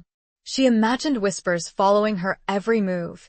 "That's the one the sheriff saved." Wonder what she did to provoke that stone fella, but as the music flowed, something shifted. The familiar steps, the melody, the act of performance itself began to ground her. She wasn't just hiding behind Lily, she was consciously choosing to embody her, pouring her relief, her fragile hope, and the lingering echoes of fear into the dance. By the end of her final set, the applause felt warmer, more genuine. She hadn't faltered. She had survived. Wyatt was there, of course, leaning against the back wall, his usual quiet presence a comforting anchor in the swirling chaos of the saloon. His gaze met hers as she left the stage, and he gave her a slow, almost imperceptible nod. Approval. Relief. It sent a warm rush through her, chasing away the last of the shadows. For a few days, a precarious sense of normalcy settled over Lily. She worked her shifts at the Nugget, endured the lingering curiosity with practiced grace, and continued her quiet evening conversations with Wyatt, either at the saloon after closing or, occasionally, back in the relative privacy of her own small room above the laundry, which she had cautiously returned to. The trust between them felt solid, cemented by shared secrets and the undeniable bond forged through danger. Lily allowed herself to imagine a future, one where Liza Cobb remained buried, and Lily could perhaps find peace, maybe even happiness, under Wyatt's watchful, protective gaze. Then came the telegraph.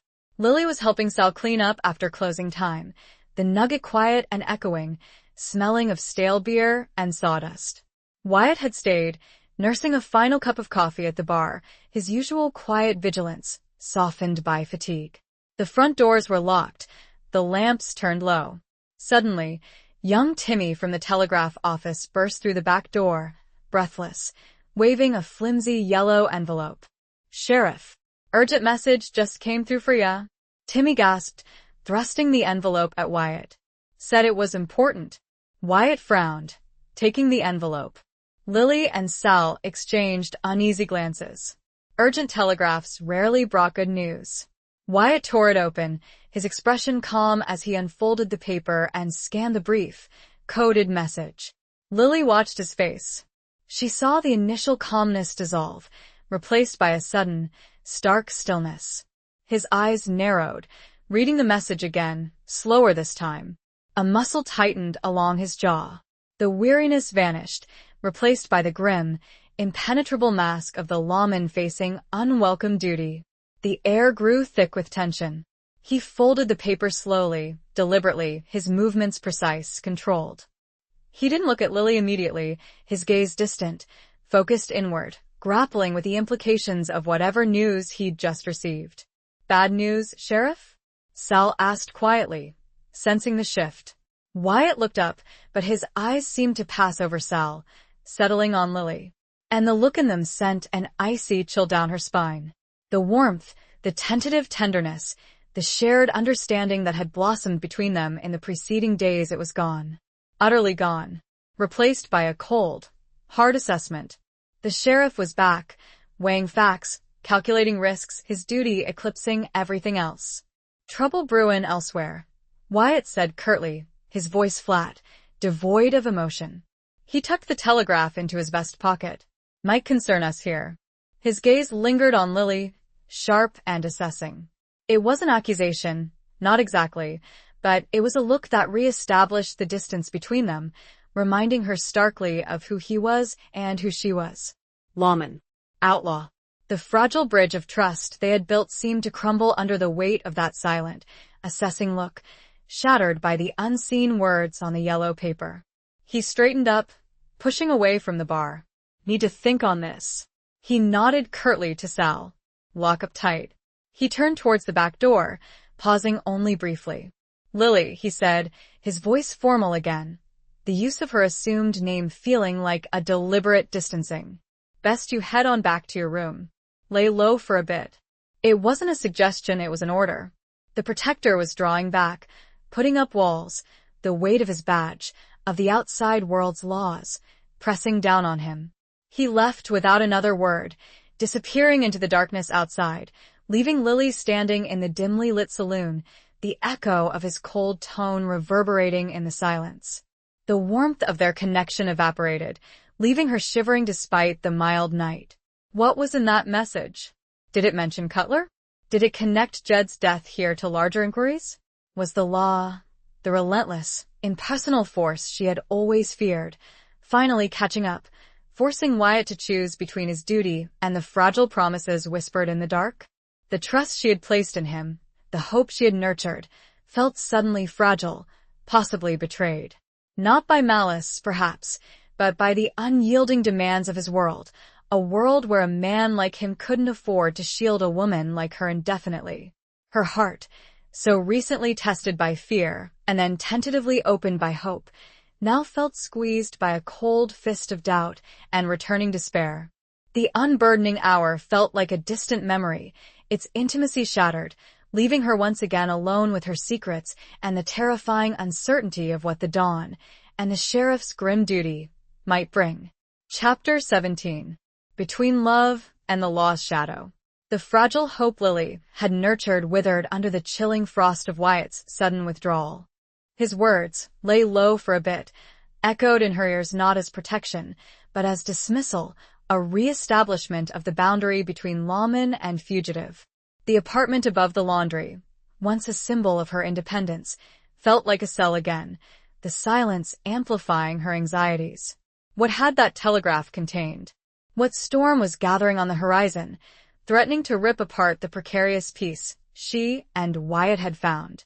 He didn't come the next day, nor the day after. Lily ventured out only for necessities, moving through Silverton like a phantom, acutely aware of the whispers that seemed to follow her, the curious glances that felt sharper now, tinged perhaps with renewed suspicion. Had Wyatt said something? Had the official story about Jed Stone begun to unravel? Or was it just her own fear projecting itself onto the faces of strangers? She went to the Nugget each evening, performing her duties with a numb precision. The dancing felt hollow, the smiles painted on. She scanned the crowd nightly, searching for Wyatt's familiar figure leaning against the back wall, but his usual spot remained empty. His absence was a tangible ache, a constant reminder of the trust that felt broken, the connection severed. Had he abandoned her? Had the weight of her past, the reality of Liza Cobb, finally become too much for even his stoic shoulders to bear? Doubt gnawed at her, a corrosive acid eating away at the foundations of her fragile hope. Sal watched her with worried eyes, occasionally offering a gruff word of encouragement, but he offered no explanation for the sheriff's absence. The entire town seemed slightly on edge, sensing a tension emanating from the sheriff's office, though no one knew its source. Rumors circulated trouble with the mining claims, railroad disputes, even whispers of renewed friction with the Utes whose ancestral lands bordered the territory, but nothing concrete. Lily felt trapped in a suffocating ignorance. Was the danger related to her? To Cutler? Had news of Jed's demise reached his former boss, prompting retaliation? Or was it something entirely separate, forcing Wyatt to prioritize a larger threat, leaving her to fend for herself? The uncertainty was agonizing. The intimacy they had shared, the unburdening, felt like a cruel mirage, vanished as quickly as it had appeared. Had she misread everything? Mistaken empathy for affection, protection for commitment? Had she foolishly allowed herself to feel something for the man who held the power to destroy her? On the third evening of Wyatt's absence, as Lily mechanically went through her final set, her heart heavy with resignation, she saw him enter the Nugget. He didn't take his usual position at the back but walked directly to the bar, ordering a whiskey, something she'd rarely seen him do while on duty. He looked exhausted, grim, the lines etched deeper into his face. He downed the whiskey in one swallow, his back to the stage, seemingly oblivious to her performance. When her set ended, she fled towards the back, desperate to avoid him, the pain of his perceived rejection too raw. But his voice stopped her before she reached the curtained alcove. "Lily!" She froze, her back still to him. His use of her assumed name felt deliberate, formal. "Turn around," he said, his voice quiet but commanding. Slowly, reluctantly, she turned to face him. He stood a few feet away, his expression unreadable in the dim light, but the distance between them felt vast, icy. "We need to talk," he stated, his tone flat. "Not here. Outside." Fear coiled in her stomach. This was it. The judgment, the recanting of his protection, the inevitable severing. She nodded numbly, pulling her shawl around her shoulders, following him out the back door into the now familiar alley. The night air was cool, the sliver of moon casting long, distorted shadows. Wyatt stopped near the spot where Jed had confronted her, the place where she had confessed everything. The irony was not lost on Lily. He turned to face her, his features taut, his eyes holding a deep, troubled conflict. "The telegraph," he began, his voice low and strained. It was from Marshall Crawford down in Prescott. Lily held her breath. Prescott, Arizona territory. Cutler often operated down there. "Seems there was a stagecoach robbery near Flagstaff a few weeks back." Wyatt continued, his gaze fixed on her face, sharp and searching. "Carrying a mine payroll. Guard killed. Passengers roughed up." Sound familiar? Lily's blood ran cold. It wasn't the same robbery she'd been involved in, but the pattern Cutler's signature brutality. Witnesses described one of the lead writers. Wyatt went on, his voice dropping further, becoming almost harsh. "Matches Cutler's description. And they mentioned a woman. Riding with them. Dark hair, gray eyes, handled a shotgun like she was born to it." Lily felt the ground shift beneath her feet. It wasn't her. She hadn't been near Flagstaff. But the description, it could be her. Cutler was known to use women occasionally, leveraging their perceived harmlessness. Had he deliberately planted a description resembling her? Was this his way of tightening the noose, implicating her from afar, ensuring she could never escape her association with him? Or was it just a cruel coincidence? It wasn't me, Wyatt," she whispered, her voice trembling. "I swear.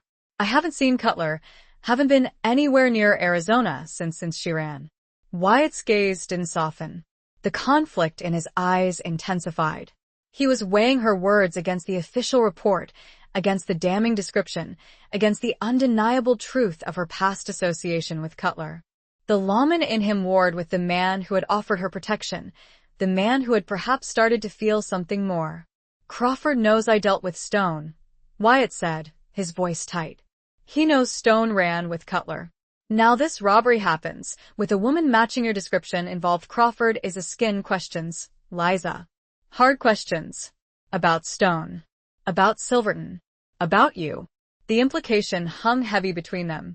The outside world, the impersonal machinery of the law, was closing in. Marshall Crawford wasn't bound by whatever personal feelings or moral ambiguities Wyatt wrestled with. Crawford saw facts, patterns, connections. A dead Cutler associate in Silverton. A recent Cutler robbery involving a woman fitting Lily's description. To an outside lawman, the picture looked damning. "He wants me to bring you in," Wyatt stated bluntly, the words hitting Lily like a physical blow. "For questioning. Wants to know what you know about Cutler's current whereabouts, about this Flagstaff job." Lily stared at him, horrified. This was her worst fear realized. Exposed. Hunted. Dragged back into the nightmare by the long arm of the law. And Wyatt was the instrument. "You have to do it, don't you?" She choked out, tears blurring her vision. "It's your duty." Wyatt didn't answer immediately. He looked away, towards the dark mouth of the alley, his profile stark against a faint light. The silence stretched, taut with the impossible choice he faced. His duty was clear. Obey the marshal, bring in the suspect, cooperate with the investigation. But standing before him was the woman he had protected, the woman whose vulnerability he had witnessed, the woman whose fragile hope he had perhaps foolishly encouraged. The woman who, against all reason, had burrowed her way under his carefully constructed defenses. He turned back to her, his eyes filled with an agony that mirrored her own. "My duty," he said, his voice rough, strained, "is to uphold the law. To see justice done." He took a half-step closer, his hand lifting slightly, as if to reach for her, before dropping back to his side. The internal battle was visible on his face. "But justice, sometimes it ain't black and white, Liza. Sometimes it gets tangled up with other things." His gaze held hers, intense, searching, filled with unspoken emotions that defied easy labels. Was it love? Desire? A fierce, protective loyalty that warred with his ingrained sense of duty? Lily couldn't be sure. But the conflict was real, tearing him apart. What are you going to do, Wyatt?" she whispered, her own heart aching for the impossible position she had put him in. He looked at her for a long moment, the weight of the world seeming to rest on his shoulders. The law demanded one thing. His conscience, perhaps his heart, demanded another. He was caught between the impersonal shadow of the law and the undeniable pull of the woman standing before him, her fate resting entirely in his hands. "I don't know," he admitted finally, the words raw, torn from him. "God help me, Liza, I don't know." The confession, the admission of his own uncertainty, his own torment, was perhaps more intimate than any declaration of affection could have been. He wasn't just the stoic lawman, he was a man torn, facing a choice with no right answer, where either path meant betrayal of his oath, or betrayal of the fragile connection, the nascent love, that had grown between them in the shadow of danger. They stood frozen in the alley, trapped together in the impossible space between love and the law's shadow, the future and terrifyingly blank page waiting to be written by his agonizing decision. Chapter 18. Riding Toward the Reckoning.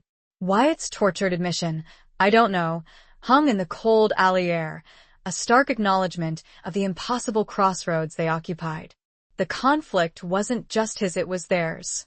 His choice would determine her fate, bind them together in defiance of the law, or tear them apart forever under its unyielding weight. Lily watched him, her own heart aching with a mixture of fear for herself and a profound, unexpected empathy for the burden he carried. She had brought this storm upon him, and now they were both caught in its eye. He didn't make a decision that night. He couldn't. The warring factions within him, the ingrained duty of the lawman, the protective instinct of the man, the burgeoning, unwelcome tenderness he felt for Liza were locked in a stalemate. He sent her back to her room with a curt, weary instruction to stay put and speak to no one, the formality a thin veil over his turmoil. Lily retreated into her isolation, the brief respite of hope completely extinguished, replaced by a chilling dread. Wyatt was being forced to choose, and logic dictated only one outcome. He was a respected sheriff, part of a network of lawmen stretching across the territories. Defying a direct request, possibly an order, from a marshal to protect a known associate of an outlaw gang, a woman implicated, however falsely, in a recent violent crime, it was unthinkable. It meant professional ruin, possibly charges against himself. It meant sacrificing everything he stood for, everything he had built. How could she possibly expect him to do that for her? For Eliza Cobb, the ghost from the Gunsmoke? Yet the memory of his tortured expression, the raw conflict in his eyes, the admission of other things tangling with justice, it offered a sliver of doubt. A dangerous, perhaps foolish, sliver. Had the connection between them grown deeper than she realized? Deep enough to make him consider the unthinkable? 2 more days passed in agonizing silence. Lily remained hidden, venturing out only under the cover of darkness for absolute necessities, paranoia her constant companion. Every footstep in the hall, every knock on a neighboring door, sent jolts of terror through her. Was it Wyatt coming to deliver the verdict? Or worse, had Marshal Crawford sent his own deputies, bypassing Wyatt altogether? She didn't go to the Nugget. Sal covered for her, muttering excuses about illness, but the questions and whispers undoubtedly grew louder. Her disappearance only added fuel to whatever suspicions were already simmering. On the 3rd morning, just after dawn painted the peaks in hues of rose and gray, the decisive knock came. 3 sharp raps. Wyatt. Lily's heart leaped into her throat, pounding with dread. This was it. The reckoning. She opened the door slowly. He stood there, dressed not in his usual town attire, but in sturdy trail clothes. His gun belt was buckled low, the Colt Peacemaker looking heavier, more prominent. His face was set, grim, the internal battle seemingly resolved, though the cost was etched into the lines around his eyes. He carried 2 saddlebags, slinging one off his shoulder, and holding out to her. "Pack what you need," he said, his voice low, devoid of inflection. "Only what's essential.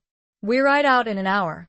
Lily stared at him, then at the saddlebag, confusion warring with dawning, terrifying comprehension.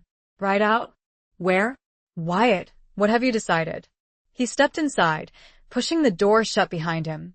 He didn't meet her eyes immediately, busying himself with checking the loads in his own saddlebag laid out on her narrow bed, extra ammunition, jerky, a canteen.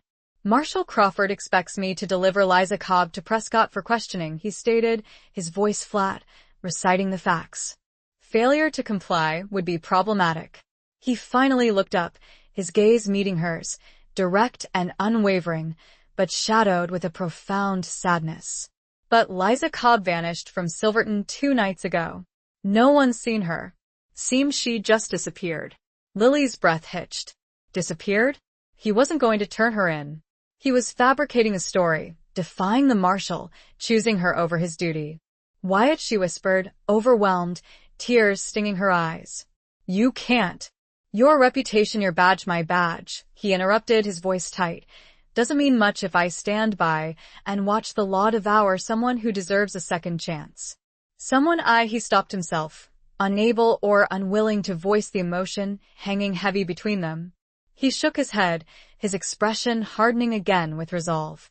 Cutler is still out there, Liza. News of Stone's death will reach him eventually, if it hasn't already. He won't let it go. And, with Crawford askin questions, putting your name out there, Silverton isn't safe for you anymore. Not Lily. Not Liza. He gestured towards the saddlebag again. There's only one path left. Running. Disappearing for real this time. Somewhere remote. Somewhere Cutler won't look. Somewhere the law won't easily reach. Running again. The familiar, bitter prospect tasted like ash.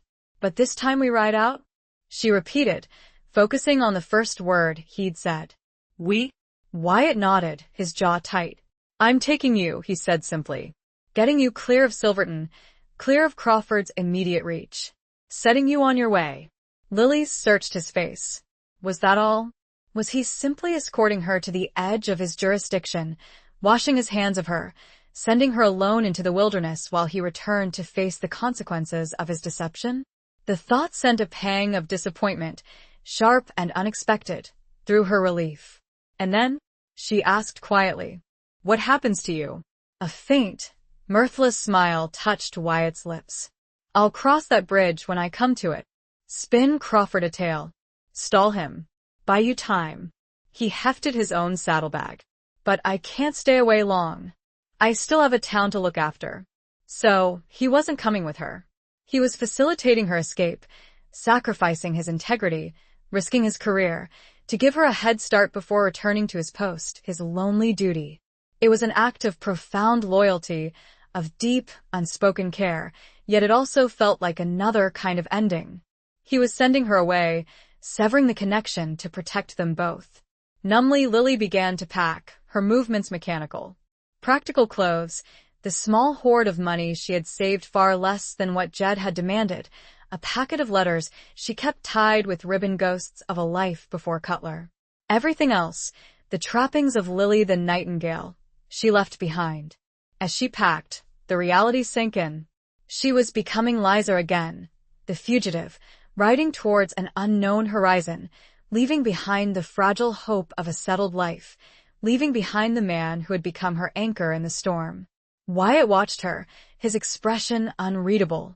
The silence in the small room was thick with unspoken words, with the weight of choices made and futures irrevocably altered. He checked his weapons, his movements economical, practiced. He was preparing for a different kind of battle, now one fought with deception and half-truths against the very institution he served. Within the hour, they were ready. Wyatt scanned the hallway, then nodded. They slipped out the back, moving through the pre-dawn stillness towards the livery stable. 2 horses, saddled and ready, stood waiting in the shadows, her sturdy mare and Wyatt's own reliable mount. Peters, the livery owner, was nowhere in sight, likely paid or instructed to be conveniently absent. They mounted in silence, the creak of saddle leather loud in the quiet air. Wyatt swung easily onto his horse, his rifle resting in the scabbard beside his leg. He looked every inch the seasoned frontiersman heading out on a long, hard journey. He glanced at Lily, ensuring she was settled, his gaze lingering for a moment, holding a universe of unspoken regret and resolve. Stay close, he said, his voice low. Ride hard. Don't look back. He nudged his horse forward, leading the way out of the alley, keeping to the back streets, avoiding the awakening center of town. Lily followed, her heart a leaden weight in her chest. She risked one glance back towards the sleeping town, towards the silver nugget, towards the small room above the laundry, towards the fragile life she was leaving behind. Then she turned her face forward, towards the rugged peaks silhouetted against the dawn sky, towards the unknown wilderness. They were riding out of Silverton, away from the immediate threat, away from the encroaching law. But they weren't riding towards freedom, not yet. They were riding towards a reckoning, Lily with her past, Wyatt with the consequences of his choice. He rode beside her now, a temporary guardian on a desperate journey, but their paths were already diverging. He was riding back towards the law's shadow, while she was riding deeper into the wilderness, forever marked by the choices made, forever bound to the man who had sacrificed a piece of his own soul to give her one last chance to escape hers. The rising sun cast long shadows behind them, stretching like roads not taken, as they rode towards the uncertain dawn. Chapter 19. Love on the Edge of the Abyss. They rode hard, pushing the horses through the rugged foothills surrounding Silverton, putting distance between themselves and the town before the sun climbed high enough to bake the landscape. Wyatt set a relentless pace, navigating the winding trails with an instinct born of long experience, his eyes constantly scanning the back trail, the ridges above, alert for any sign of pursuit or trouble. Lily matched his pace, the familiar rhythm of the horse beneath her a grim echo of past flights, yet profoundly different. This time, she wasn't running alone. Beside her rode the man who had become her unlikely sanctuary, the man who had chosen her over his sworn duty, the man whose quiet presence felt both like a shield and a constant, aching reminder of the future they couldn't have. Silence stretched between them for hours, broken only by the rhythmic hoofbeats, the creak of saddle leather, and the sigh of the wind through the pines. The tension was a palpable thing, a mixture of shared danger, unspoken gratitude, and the deep, unsettling awareness of the sacrifices being made. Lily watched Wyatt's profile as he rode the set jaw, the focused eyes scanning the terrain, the weary lines etched deeper by sleeplessness and the weight of his decision. Her heart swelled with a confusing mix of emotions, overwhelming thankfulness for his protection, crushing guilt for the position she had put him in, and a burgeoning tenderness that felt dangerous and utterly inappropriate given their circumstances. He was risking everything for her. His career, his reputation, potentially his freedom. Why? The question echoed in the silence. Was it pity? A sense of justice? Or was it something more? Something he couldn't voice, something tangled up in the unexpected connection forged between the lawman and the outlaw? She remembered his face in the lamplight of the apartment, the conflict in his eyes, the admission of other things getting tangled with justice. She remembered the quiet understanding, the shared loneliness. Could it be love? The thought was terrifying, exhilarating, and heartbreaking all at once. Love, blooming on the edge of an abyss, seemed like a cruel jest of fate. By midday, they reached a high pass, the air thin and biting, the view stretching back towards the distant gash in the mountains that was Silverton, now just a hazy smudge in the distance. Wyatt signaled a halt near a small, snow-fed stream tumbling down the rocks. "Rest the horses," he said, swinging down stiffly. "We'll make cold camp here for an hour." They watered the horses, loosened the cinches, and shared a sparse meal of jerky and hardtack biscuits from Wyatt's saddlebag, sitting on sun-warmed boulders near the gurgling stream. The awkwardness of the previous night had returned, amplified by the vast, indifferent silence of the mountains. Lily finally broke the silence, the words tumbling out before she could stop them. "Wyatt, you shouldn't have done this. For me. It's too much." He didn't look at her, focusing on scraping patterns in the dirt with a twig. "Wasn't just for you, Liza," he said quietly. Maybe it was for me too. Maybe I needed to prove to myself that the badge didn't own my soul completely." He finally met her gaze, his eyes holding a deep weariness. "There's lines you draw. Sometimes you gotta stand on one side or the other. Standin' by while Crawford hauled you off, knowing what I know I couldn't do it. But the consequences, she whispered, her voice thick with worry. When you go back, I'll handle it, he said firmly, cutting off her concern, though a muscle tightened in his jaw. Marshall Crawford's a reasonable man, up to a point. I'll spin a convincing tale. Liza Cobb slipped through my fingers, vanished into thin air. He won't like it, but proving otherwise will be difficult. He looked away again, towards the vast wilderness stretching north. The important thing is getting you clear, putting distance between you and everything. His determination to protect her, even at such personal cost, was overwhelming. Lily felt tears prick her eyes again. Where am I going? She asked, the question underlining her utter dependence on him, her future a blank map he was drawing. North, he said, gesturing vaguely. Towards Montana territory, maybe Wyoming. Big country up there. Easy to get lost, start fresh. Find a quiet corner where names don't matter so much. He reached into his vest pocket and pulled out a small, folded pouch, pressing it into her hand. It ain't much, but it's what I could spare. Help you get started. Lily opened the pouch. Inside was a respectable sum of money, far more than the meager amount she possessed. His own money, given freely, without expectation.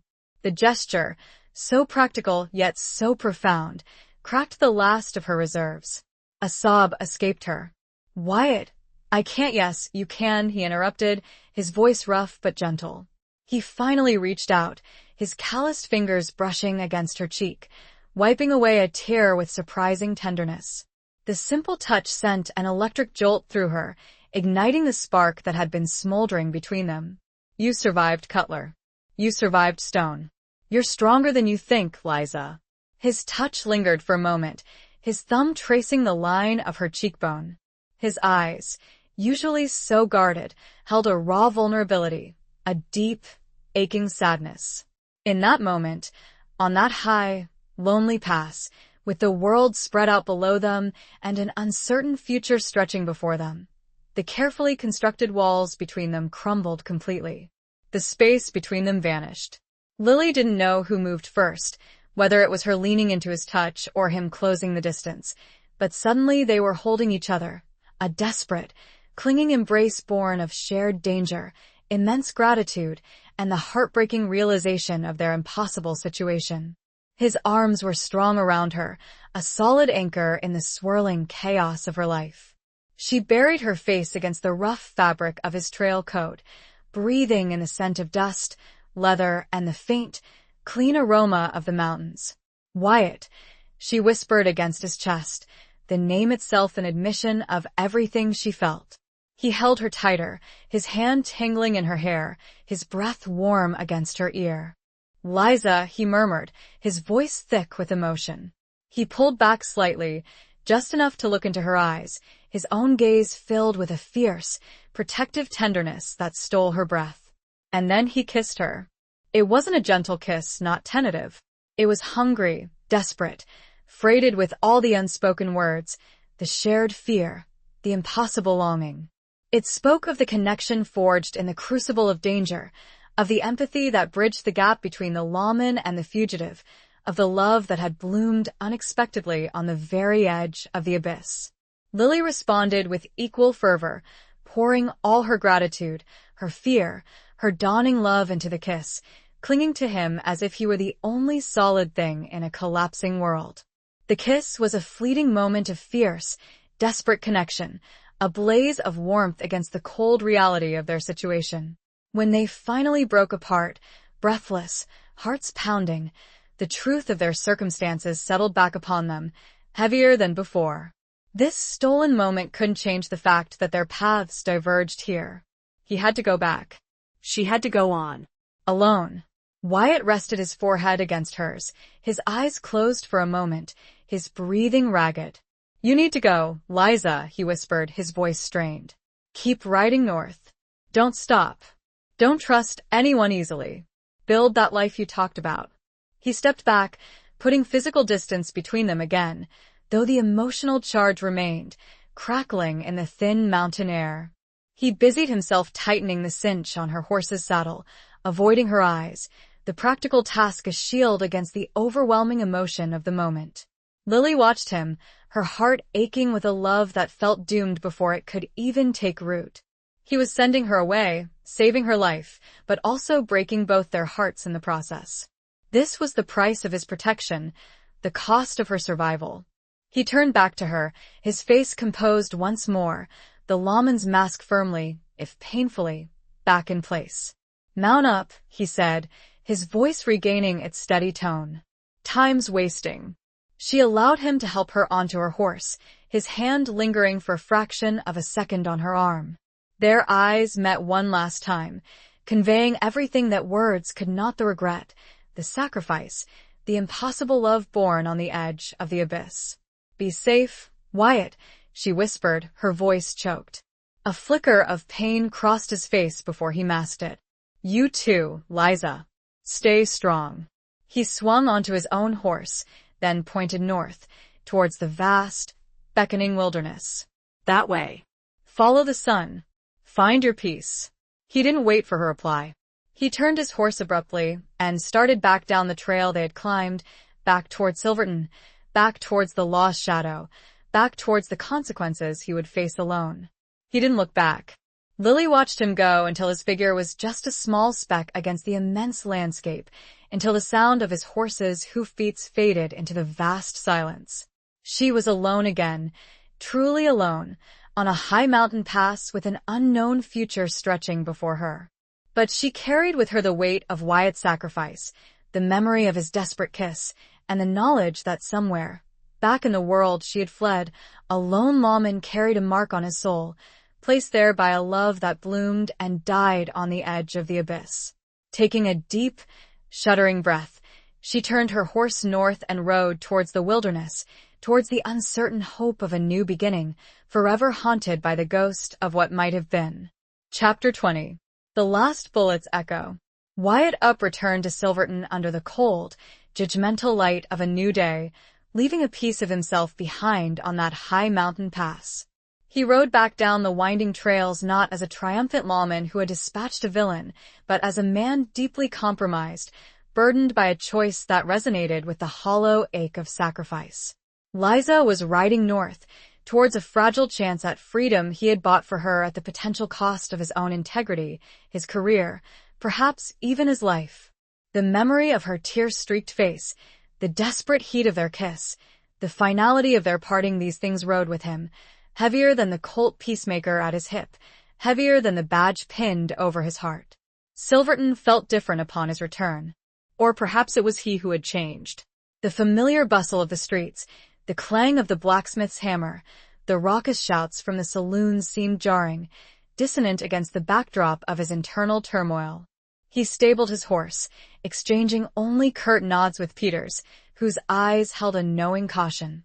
He walked the boardwalk towards the sheriff's office, acutely aware of the glances that followed him, curious, perhaps suspicious.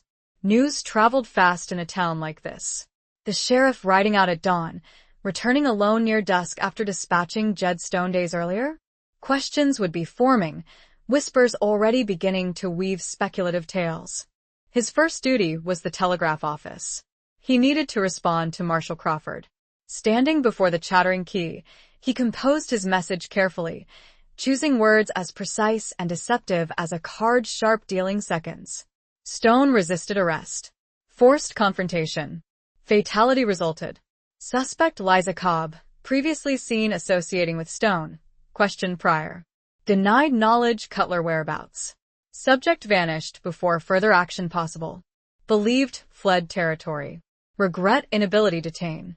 Will maintain vigilance Silverton. He handed the message slip to the operator, his face an impassive mask. It was a tissue of half-truths and outright lies, a dangerous gamble. Crawford was no fool. He would likely see the gaps, sense the evasion. But it might buy time. It might cast enough doubt to keep the marshal's focus elsewhere, at least for a while. It was the best he could do, a flimsy shield erected against the storm his actions had invited. Leaving the office, the weight of the deception settled upon him, cold and uncomfortable. He had lied to a fellow lawman, compromised his oath, all for a woman with haunted eyes and a past stained with gunpowder. The following days were a study in controlled tension.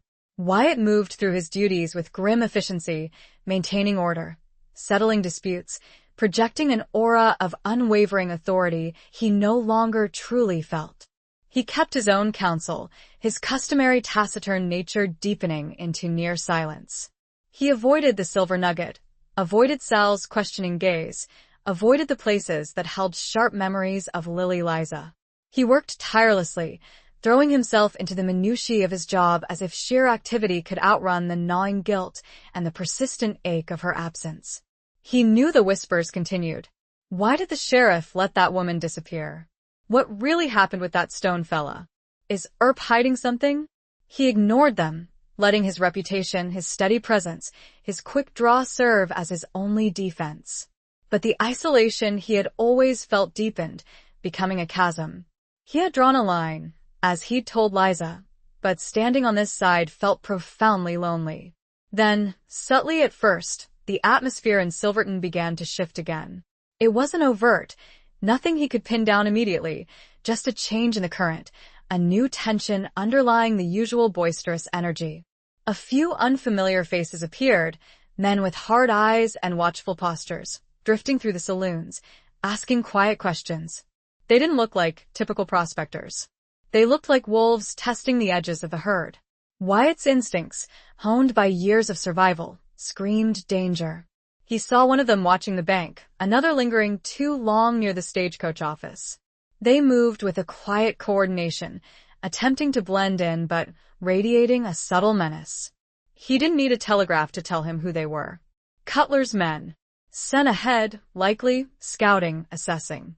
Which meant Cutler himself wouldn't be far behind. The news of Stone's death had reached him. And Cutler wasn't just after Liza anymore. He was coming for Silverton. Coming for the lawman who had interfered. Coming for Wyatt Earp. Wyatt felt a cold knot tighten in his stomach, but it wasn't fear. It was a grim, fatalistic certainty. The reckoning he had postponed by sending Liza away was arriving nonetheless, riding towards him on a different wind. He had hoped to contain the fallout, to manage the consequences of his choice. Now, it seemed the consequences were coming to collect, armed and dangerous. He intensified his patrols, his senses stretched taut, watching the newcomers, trying to anticipate their move. He subtly warned Sal, advised Mr. Harrison to keep extra vigilant. He spent hours cleaning his Colt, the familiar ritual calming his nerves, focusing his mind. He thought of Liza, riding north, hopefully putting miles between herself and this escalating danger. His actions had bought her escape, but they had painted a target squarely on his own back. There was a bitter irony in it, but no regret. He had made his choice on that mountain pass. He would stand by it, whatever the cost. The confrontation came not with a dramatic street showdown, but with Cutler's characteristic blend of calculation and quiet menace.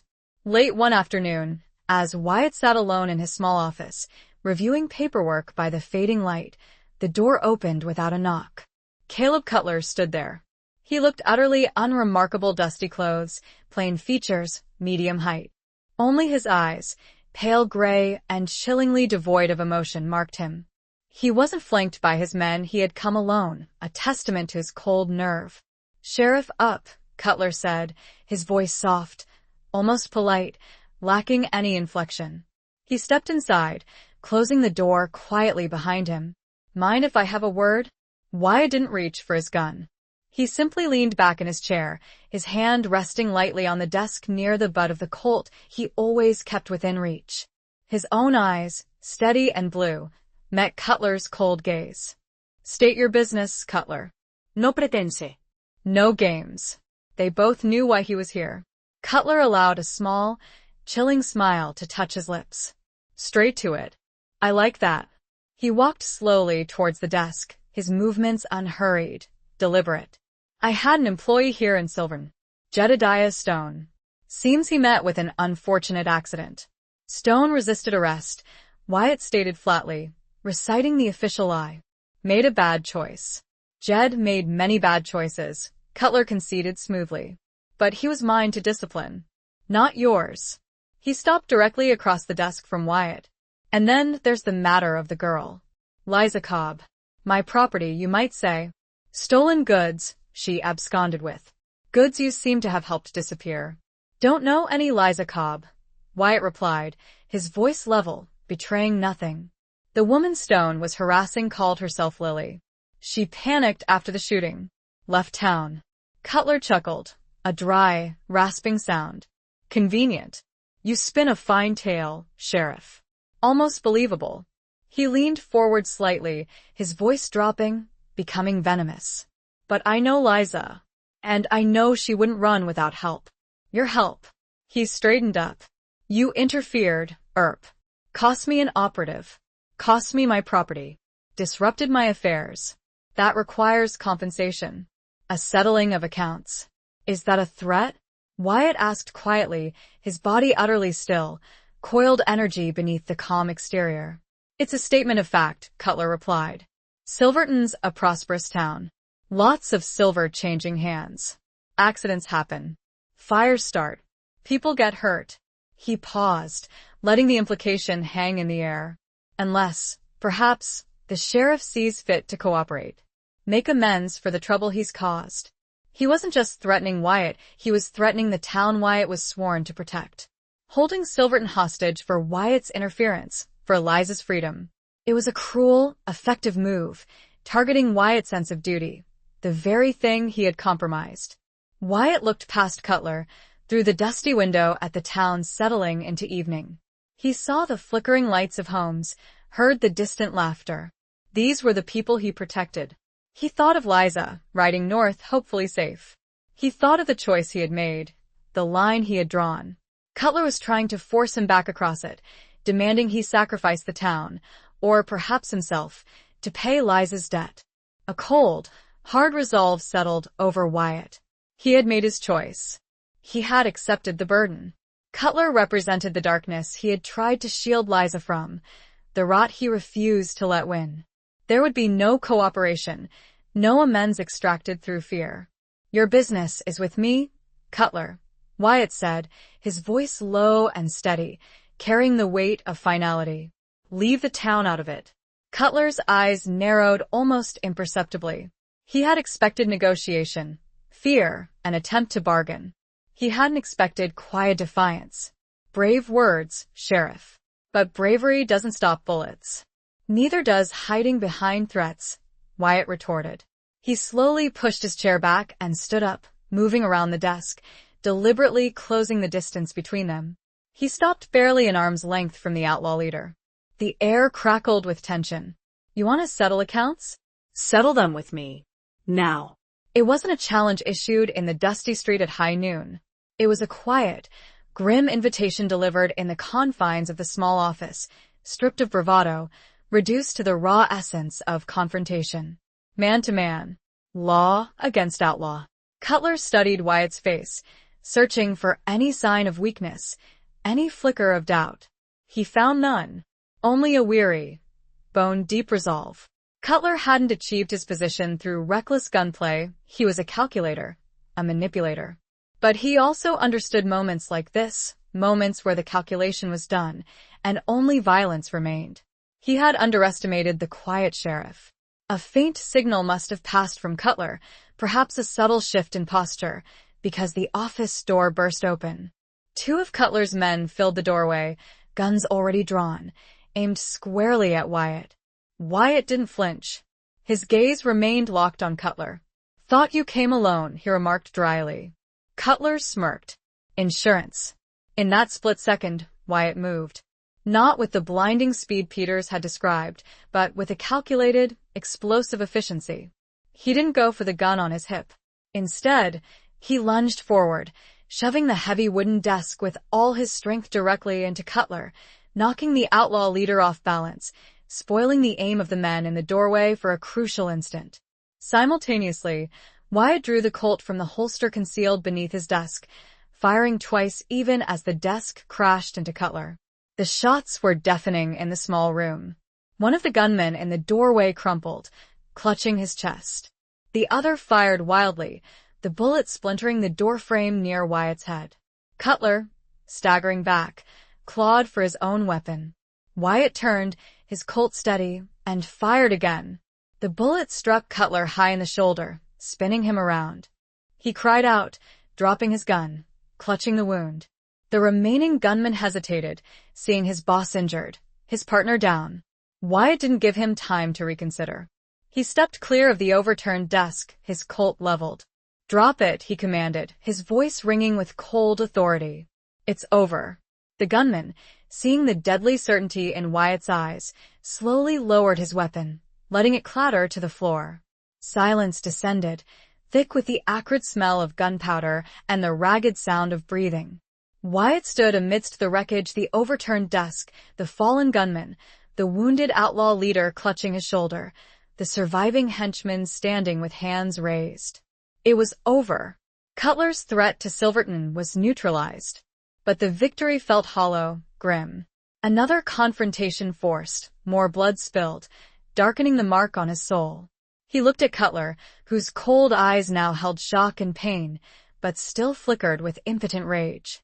Wyatt didn't feel triumph, only a profound weariness. He had upheld the law, defended his town, faced the consequences of his actions. But the cost was etched onto the scene before him, measured in spent cartridges and spilled blood. He gestured with his Colt towards the surviving gunman. "Sit down. Keep your hands where I can see them." He then looked at Cutler, still slumped against the wall. "You'll live," Wyatt stated flatly. "Long enough to stand trial. Marshal Crawford will be very interested to talk to you."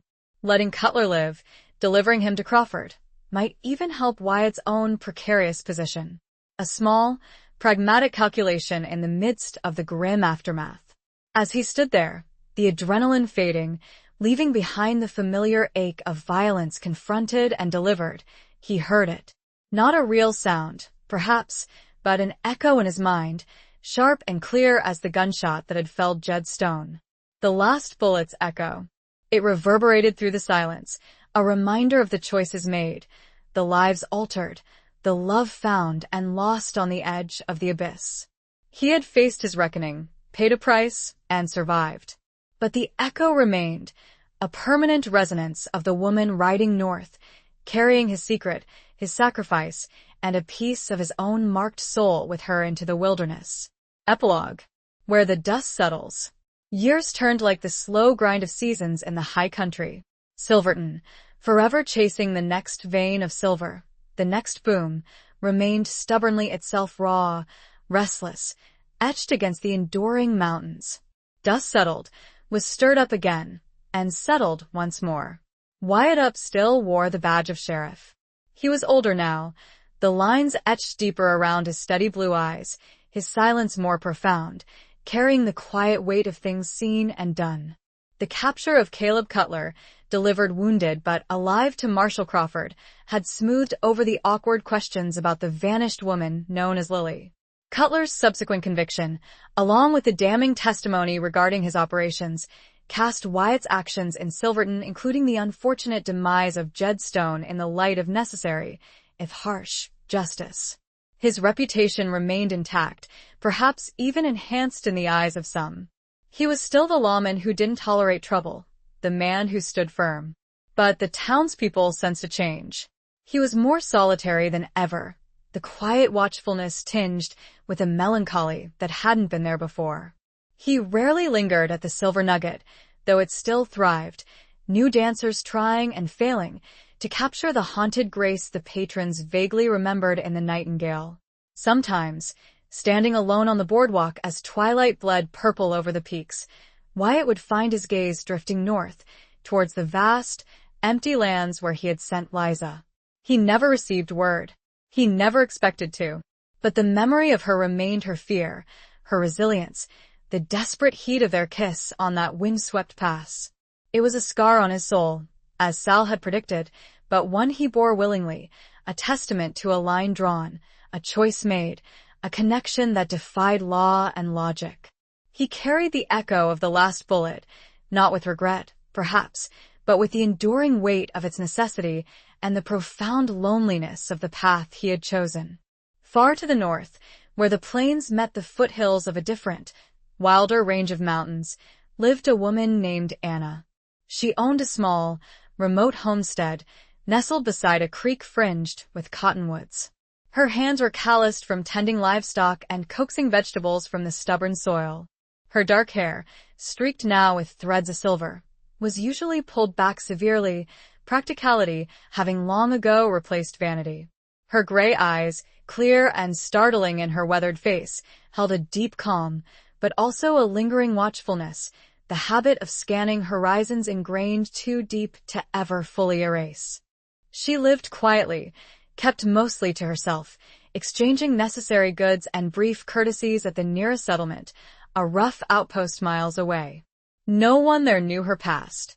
She was simply Anna, the solitary homesteader.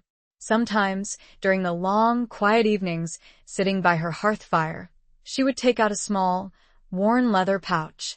Inside wasn't just money, but the weight of a sacrifice, the memory of a weary lawman's face, the echo of a gunshot that had bought her freedom. She never forgot Wyatt Up. She never forgot the cost of her second chance. The life she had built was simple, often hard, shadowed by the ghosts of Liza Cobb and the life she'd fled. It wasn't perfect peace, perhaps, but it was hers, earned through resilience and Wyatt's impossible choice. Occasionally, seeing a hardy prairie rose blooming against the odds, she would pause, a bittersweet ache tightening her chest. She had survived. She endured. And somewhere, under the same vast, indifferent sky, she knew a quiet lawman carried the other half of the burden, forever bound to H.